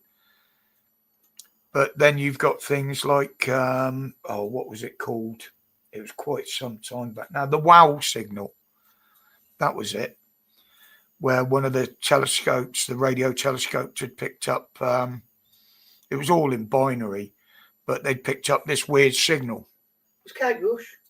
That had only happened once. Wow.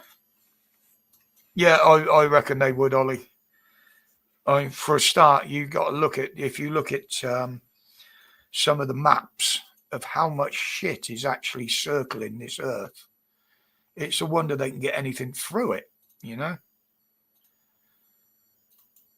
I mean, when you think a speck of paint, can pierce a sheet of metal because of the speed it's traveling at.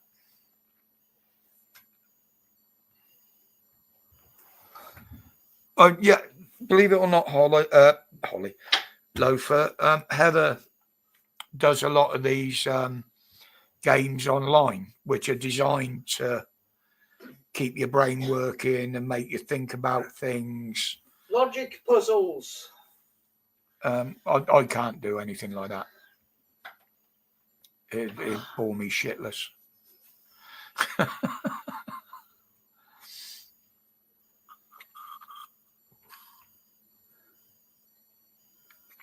I wouldn't be able to do jigsaws, Ollie. They would drive me potty. I haven't done a jigsaw for years because somebody insisted we got a cat.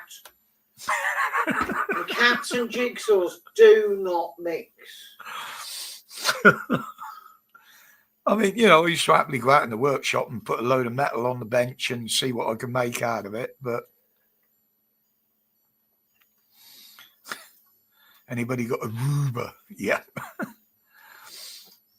I mean, my mate used to do it to me. He used to work in the air. Well, he still, pardon me, works in the aerospace industries.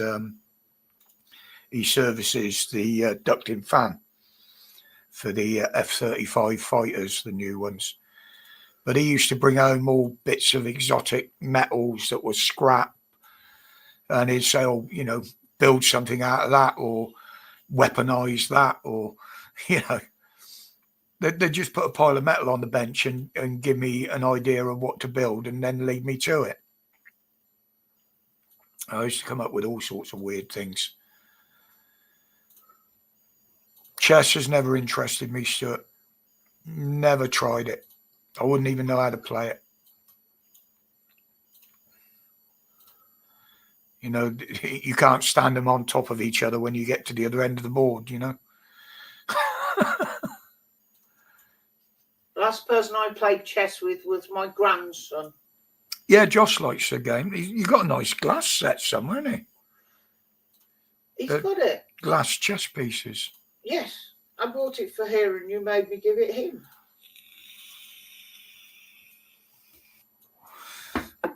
But anything like that in the house, it used to end up the air rifle range and being used as air rifle targets.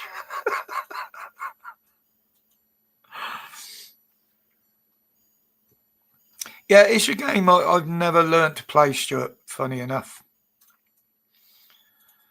You get me on the general knowledge one. What's the one with the cheeses, the wedges? Trivial Pursuit. Trivial Pursuit. Now that I'm good at.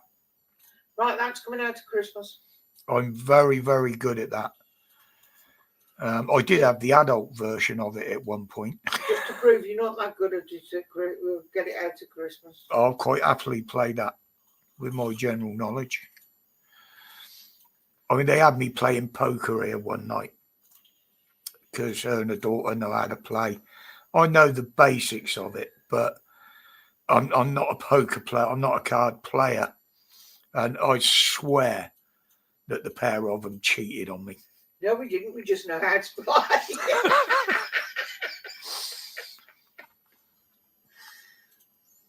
Yeah, I can't remember where I got the adult version of it, Holly. Obviously, it wasn't a licensed version, but Pawn shop. I think I bought it at a boot sale. Yeah. But yeah, the older versions, I'm usually pretty good at those. I mean, we got quiz cards here, quiz games and what have you. And I was always good at them. Probably not so much now, my memory's fucked up, but because I usually need something to trigger a memory, a prompt. I mean, that's why when I'm doing my videos, I have prompt notes, because I'd literally forget what I'm talking about. The problem with Monopoly is it takes a week to play a game. I like the new version of it where every squares go straight to jail.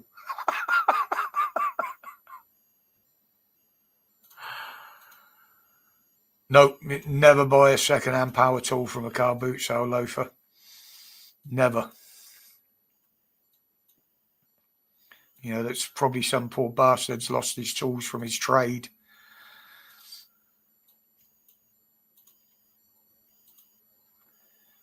I mean, there was one, it was a while back. They obviously didn't know the law. They had a bloody crossbow on the table. And I said, you know, you do realise that that's £1,000 fine just for having that on the table. If they wanted to be bitchy about it. And they're like, you're joking. I said, no. I said, it is illegal to have even a part of a crossbow in public unless you're either taking it to an archery range or you're taking it to or from a shop for either repair or sale. Other than that, you're not allowed to even have part of it, even if it's in the boot of your car. If you had the bow off of a crossbow in the boot of your car, the police could fine you up to £1,000 for that. Well, what about the guy I found who showed me a picture? He'd got an antique shop and was selling some of the tat at a car boot. And he showed me a picture of this live fire gun in his shop. And I said, oh, have you got a gun license? And he went, no. Why? Yeah. I went, because you need one if you own it. Yeah, unless you got a proper certificate of deactivation. Oh, no, it wasn't deactivated. That's what I mean. That's the only way you can own one like that and have it up, you know, if you haven't got a license. Hunter, good evening, mate. Evening, Hunter. I'm up in Manchester the weekend visiting the sisters. That's another one, Ollie, I've never played, to be honest. Oh, we love Uno round here. I mean, Heather and the kids, they'll play games all day, but oh, hello, no worries, mate. I mean, we've got like a big box in the corner there, like a toy box, and that's full of games. And I've got more upstairs. Oh yeah, there's shelves of them up there. But you know, nowadays the kids, they'll just sit there staring at their electronic devices. You know. Maybe we'll get Scruples out this year. Oh, we'll have Trivial Pursuit. Something I actually will enjoy joining in with. We'll play Trivial Pursuit while you're awake. Yeah. Because I have to have my sleep in the afternoon. Oh, and loafer. No, mate. But yeah, Christmas Day, it's usually bar humbug with me. Once the food's gone, that's it. Up to bed for a kip. And then usually by the time I've come down, the young ones have gone. And then it's into an adult's evening, which this year probably will be a bit boring for me because everybody drinks and I don't. And of course, I used to substitute not drinking with me devil's lettuce. And now I don't smoke it anymore. I'm going to be stone cold straight. But oh shit! You just reminded me. We'll see how we go. We'll see how we go. But even though I'm an unashamed, miserable atheist, there's something about Christmas that I really enjoy. Tramadol. It's the ritual, you know what I mean? It's like, you know, the familiar rituals and all that sort of stuff. Yeah, I mean, I like what I'd call a traditional Christmas. You know, the family round for dinner, the kids round in the morning, opening the presents and that. Because quite often, Heather's daughter will bring some of their presents that they haven't unwrapped over there that are from different people, and they'll be here waiting for them. So they normally have a little pile each here to unwrap while they're here. I mean, I quite happily leave mine, whatever I've got in the corner, and let everybody. I enjoy watching everybody else opening them. Yeah. And seeing what they're getting, you know. Have you ever done that horrible trick of like getting something small and sentimental, or a high value item as a gift, and put it in a box, and then put it in a bigger box, In a bigger box, and a bigger box, and a bigger box. Yeah. Well, I got into trouble when I was young. I was probably about 17, 18. Not that young. And no, I must have been younger than that. I think I was about 15, because I'd been down the pub. I mean, I was drinking in the pub from 14 and playing darts. And I come home absolutely wankered Christmas Eve from the pub. And I'd actually unwrapped everybody's presents that were under the tree. Everybody's. This wasn't here, this was at home, like. And I always remember my mum cursing me, and you never heard my mother swear, but she did that morning. She had to get up and make sure everybody stayed in bed till she went down and wrapped everybody's presents back up. I was actually in disgrace that day. I didn't get my Christmas dinner or nothing. I've got this thing. The wife always tells me off for not putting a fresh loo roll on the loo roll holder and leaving the cardboard tube on. So whenever I change the loo roll holder, I keep and hoard up all the cardboard tubes. And then one day I put about a dozen of them in a knicker drawer. Yeah, Holly, you're probably right there. Just stuff the knickers down inside the cardboard tubes. No, it's sticking out. I always say, if anybody asks me what I want, I mean, usually I say, there's nothing I want. But I would rather people get me something that I need, something I can use, rather than just something that, oh, yeah, that's nice, and it gets put in a drawer and forgotten about, And I'm hard to buy for anyway. But I know some things I've got coming this year because Heather already let one slip. But What? But I'm well past the point now where I go searching for stuff and unwrapping stuff in the corner. Which one have I let slip? Well, you said that what came the other day was T-shirts. Did I? Yeah. You never know me lie. Well, I won't say that, but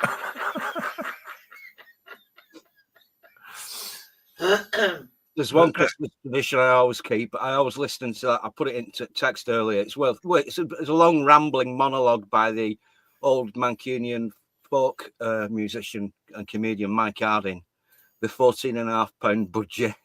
When he gets drunk, I was spoiler alert. It involves mistaking a live turkey for a dead budgie.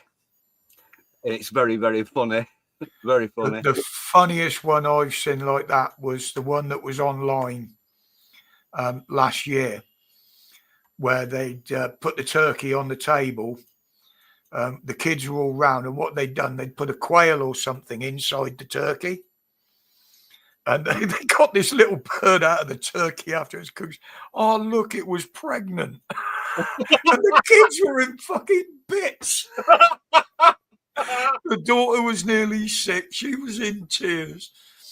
Yeah, but I think it was a quail or a guinea fowl or something that they stuffed inside the turkey. I think that's a French tradition, isn't it? Where they put like increasingly smaller birds and stuffing in bigger bird. Yeah, it's like the 3-bird roast thing, isn't it? Yeah. But yeah, they filmed them do it, and the kids were in bits. They were crying. They refused to eat it. No. Have you seen the one where the dad gets the lad to clean out the gizzards? Oh yeah, and the he pulls giblets. out the neck and he thinks it's a penis. But see, I mean, plucking and drawing a turkey or a chicken, that was an every week occurrence for me as a child.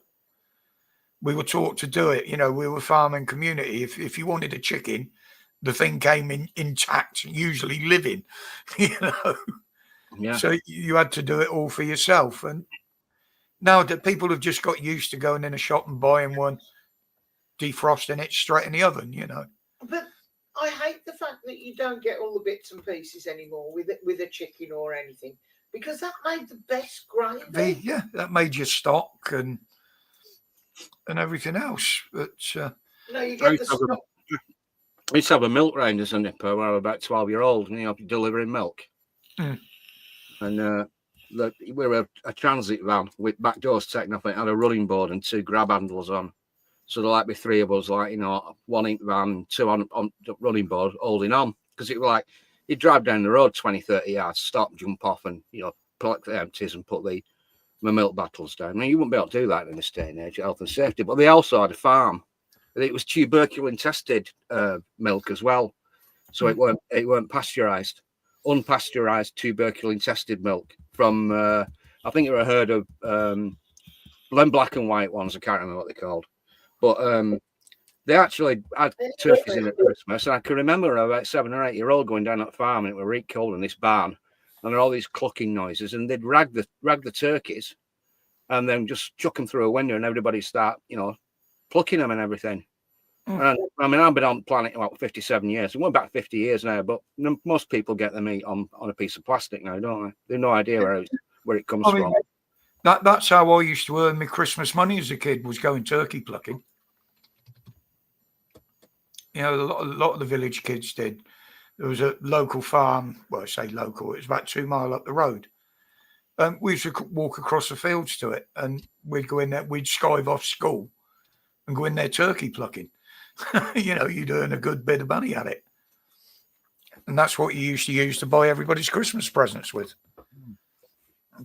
Pocket money back then was minimal, obviously. Sorry, Holly, Frisians are cows. I thought he was talking pigs. Yeah, it's the black and white ones at Frisians. Yeah. Yeah, I had a brain fart.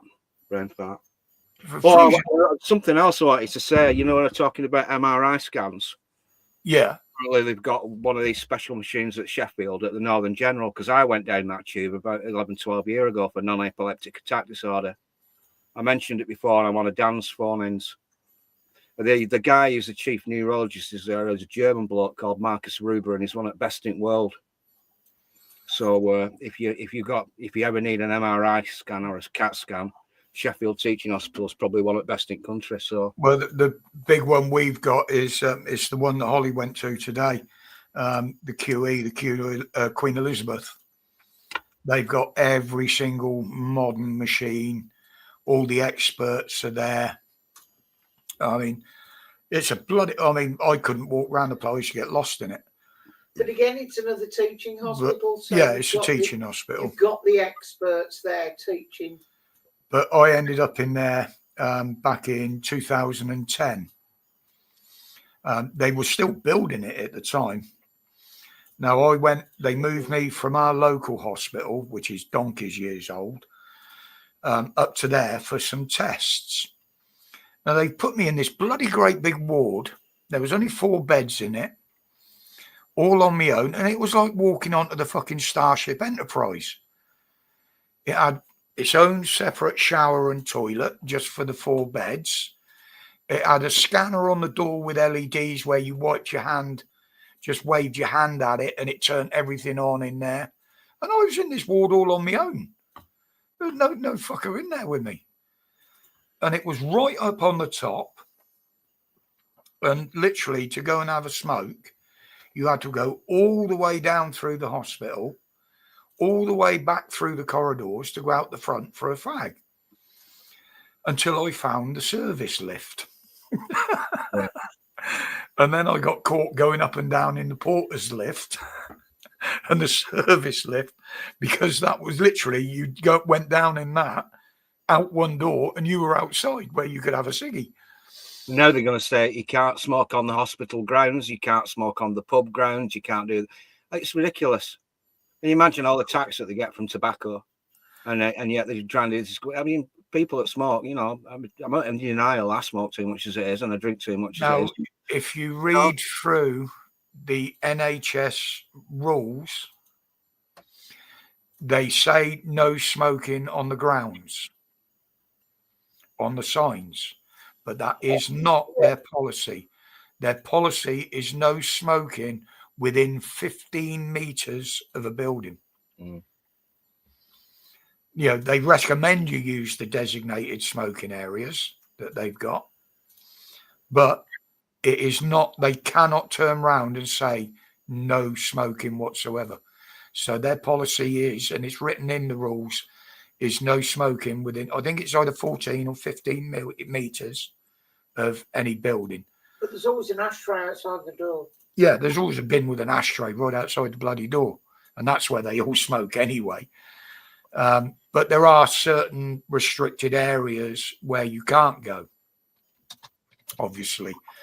And I know them all because I know where all the staff used to hide to save, keep going out to the smoking areas, because I was the one that used to have to go round and sweep all the bloody fag butts up. But yeah, that is actually in the NHS policy on the smoking. They can't stop you smoking. The one here, they do you for speeding. You'll get tickets for parking, but the actual main drag that goes through the hospital, the local one, is actually owned by the council and is classed as a public road. So they can't do anything on there.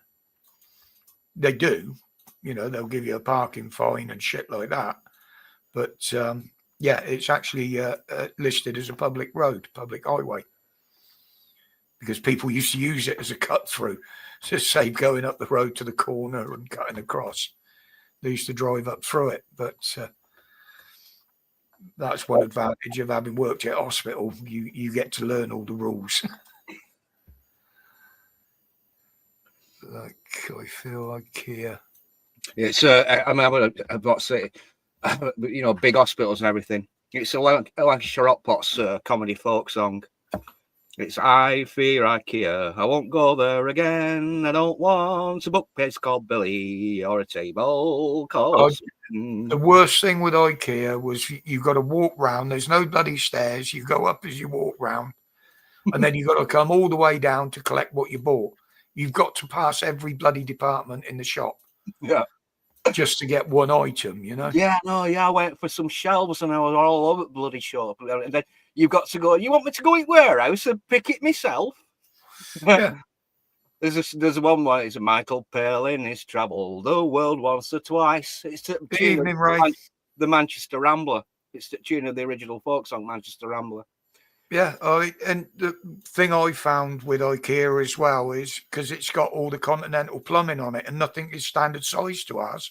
Oh, I wouldn't know. I don't. Yeah. I don't buy cheap tools from IKEA anymore or anything like that. I Sorry. IKEA. I'm not what you're talking about now. Yeah, I was getting Lidl stuck in the Lidl with you. No, yeah. The thing about IKEA kitchens is there's no cavity down the back to get your services, so you let your cable poles and your plumbing poles. Come through the cupboards. Fix in. You've got to put them underneath and come up through the base units, and it's a ball ache. Not only that, the sinks aren't pre-drilled, but taps. No. And the fittings aren't the standard sizes, same as ours either. No, they're not. Even the taps and shit. You do fit a tap on an IKEA kitchen, and you've got to go and get the tap, go to plumber's merchant, get the necessary conversion parts, so you can get to your 1/2-inch 15mm plumbing. It's a nightmare. I mean, I used to do sort of kitchens, but I weren't fast enough, so I sold my router, my worktop router and jig to a mate. I just don't bother. I just stick with bathrooms now. All right, Jenny, take care, sweetheart.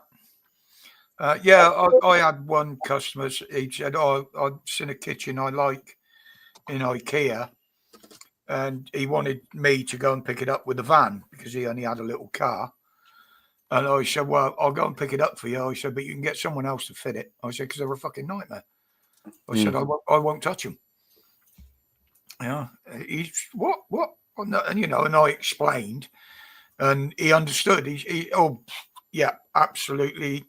If they're that like that, and he ended up to going to, what was it, Clark's as it was back in the day, Graham Ford's builders merchants, when they were called Clark's, and bought a British one. But yeah, IKEA, I stay right away from them, mate. You know, I mean, if you think about it, Sweden, that's their biggest export is IKEA and plywood furniture, flat packs. Think about the furniture is you take it to bits, put it in when you move house, you take it to bits, and when you get to put it back together again, it's a bit baggier. So if you move house 2 or 3 times, it's like bloody cardboard. You might as well throw it away. Start all over. And it's all the fittings have ripped out the chipboard, and yeah, I don't like them. Don't like them. My shelves are solid wood. Well, that unit there in the corner, the TV unit, it was because That wasn't IKEA. I know it wasn't. Everything that we did in here, that's why we've got natural wood above the windows and what have you. I would have had natural wood on the skirting if I'd have replaced them, but I couldn't be bothered to rip them all out. We had a square, well, an oblong unit. It was 2 leaded glass fronted doors with a couple of drawers underneath, and it took up too much room in the corner because we had the telly on it, and the telly was too high, and it kept giving me a bad neck. So I just looked at it and I thought, right, and I had it to bits. And what I done is I cut the bottom drawers off, reworked the legs, and did some nice fancy arches in the bottom of that. And I actually cut it down so it fitted into a corner, like a corner unit, rather than being, well, what was it, 4 or 5 foot long and 2.5, 3 foot wide. I cut it down so it fits into the corner. We've still got the nice leaded glass doors, which match the 2 other natural oak that we've got in here. And it just fits a 50-inch TV on the top of it. But, modern furniture, I mean, that again, that's solid oak. And I prefer working with that than some of the flat pack shit that you get nowadays. The only good thing about MDF is that if you actually boxing in something, as long as you're careful about it and you rebate the screws when you put it together and fill them and sand them, when you come to paint it, it looks just like plaster. So if you're boxing in pipework drops or something like that, yeah, it's exactly like plaster. But otherwise, and you don't have to prime it either before you paint it. You can just with a decent paint. It sucks it in first coat, dries off quick. You can get your second. You can actually get proper paint that's designed for it. Yeah. But I never liked working with MDF. One, because of the dust and the fibres. If you're in an older building that can be cold, it acts like a sponge with the damp. Yeah. I mean, I used to build speaker cabinets out of it, boot builds for cars with the audio system, with the amps and that, because it was easy to work with, and it is a good sound deadening material. Well, I've got a set of speakers in here. It must be about 40-year-old. My brother built them.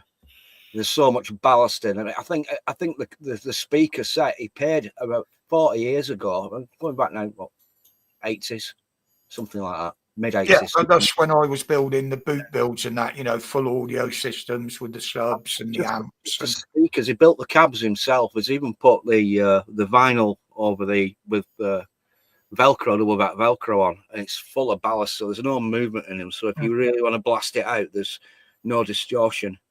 I don't think he knows that he gave them to me, because otherwise he'd probably want them back. We used to build hell of a... I mean, I did build one fiberglass one, but obviously it took up the whole boot. Literally, you built the basic carcass in there, as it were, and then you spread the material over it and then fiberglassed it. So it was all smooth and rounded, no edges. And then, you had 3 or 4 subs built into it.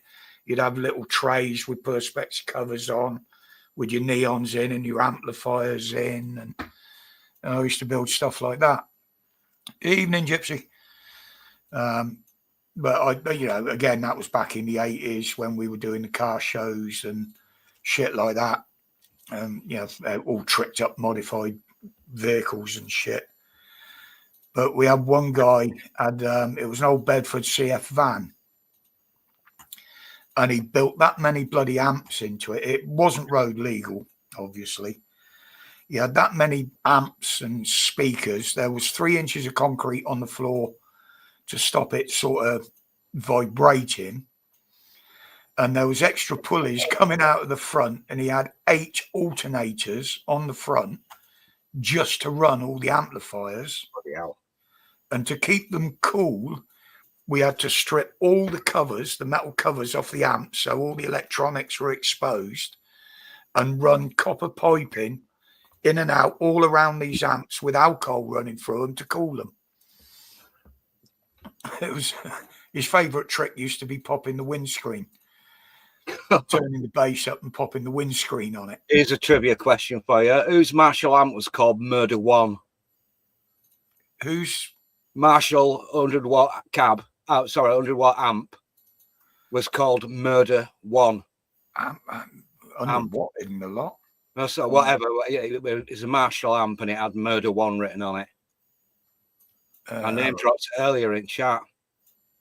Ian Fraser Kilmister. Oh, Loudest band in the world. I was going to say, last time I saw him were about 11 years ago. It's when I had to surrender my driving license. My wife was pregnant with a lad, and we went there to see him at Sheffield Academy. Saxon was supposed. We used to run car systems with, I mean, in the old original Focus. I mean, Christ, I was running 6,000 watt of subs in that, plus all the other speakers. I think it was 5 amplifiers in it. I have to Google that actually. I've had a brain fart. Oh, you'll find lots of crazy patients in here, Gypsy. Here we go. Marshall Murder One, Lemmy's signature native 111 component model of his Marshall Super Bass 100 watt, one of his kind cab setup manufactured by Marshall. Bloody hell.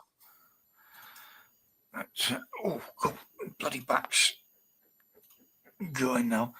Right, what we doing on the time? Yeah, I'm going to, pardon me, give it 5 more minutes and then I'm going to call it. I did last till 10 o'clock last week. I was quite impressed with that. And on Heathers Friday. But, yeah, the old fatigue. I've been really busy. Well, not really busy, but busy for me the last week or so. I had quite a few hospital appointments and doctors, and it's kind of took it out of me a bit. But hey, it's something I've got to learn to live with now. So, yeah, take care, Scar. Thanks for dropping in, mate. Sorry to cut it short. I was chatting to Missy earlier about, she's been reading books and everything. My new obsession is World War One. So, Covenant with Death, John Harris, that were a good book. It was based on a Sheffield Pals battalion who saw active service in North Africa, and then they were on First Day of the Somme. They'd never actually been in combat like most of the people. Niall Ferguson's Pity of War, I'm reading that at the moment. This one, Martin Middlebrook, you can see that one, The First Day of the Somme, that's a good one.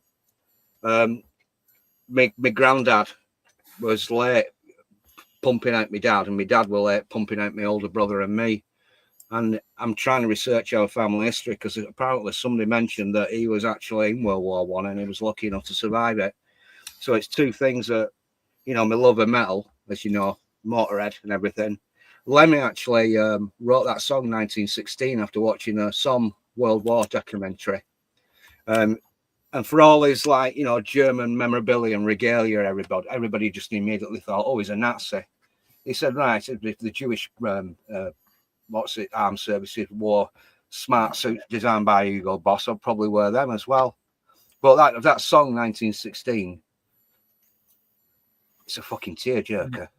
Really. So I'll just say, you go and watch it, it's agonizing, it really is. I'd just like to say again, thank you to the new subscribers and welcome into the channel.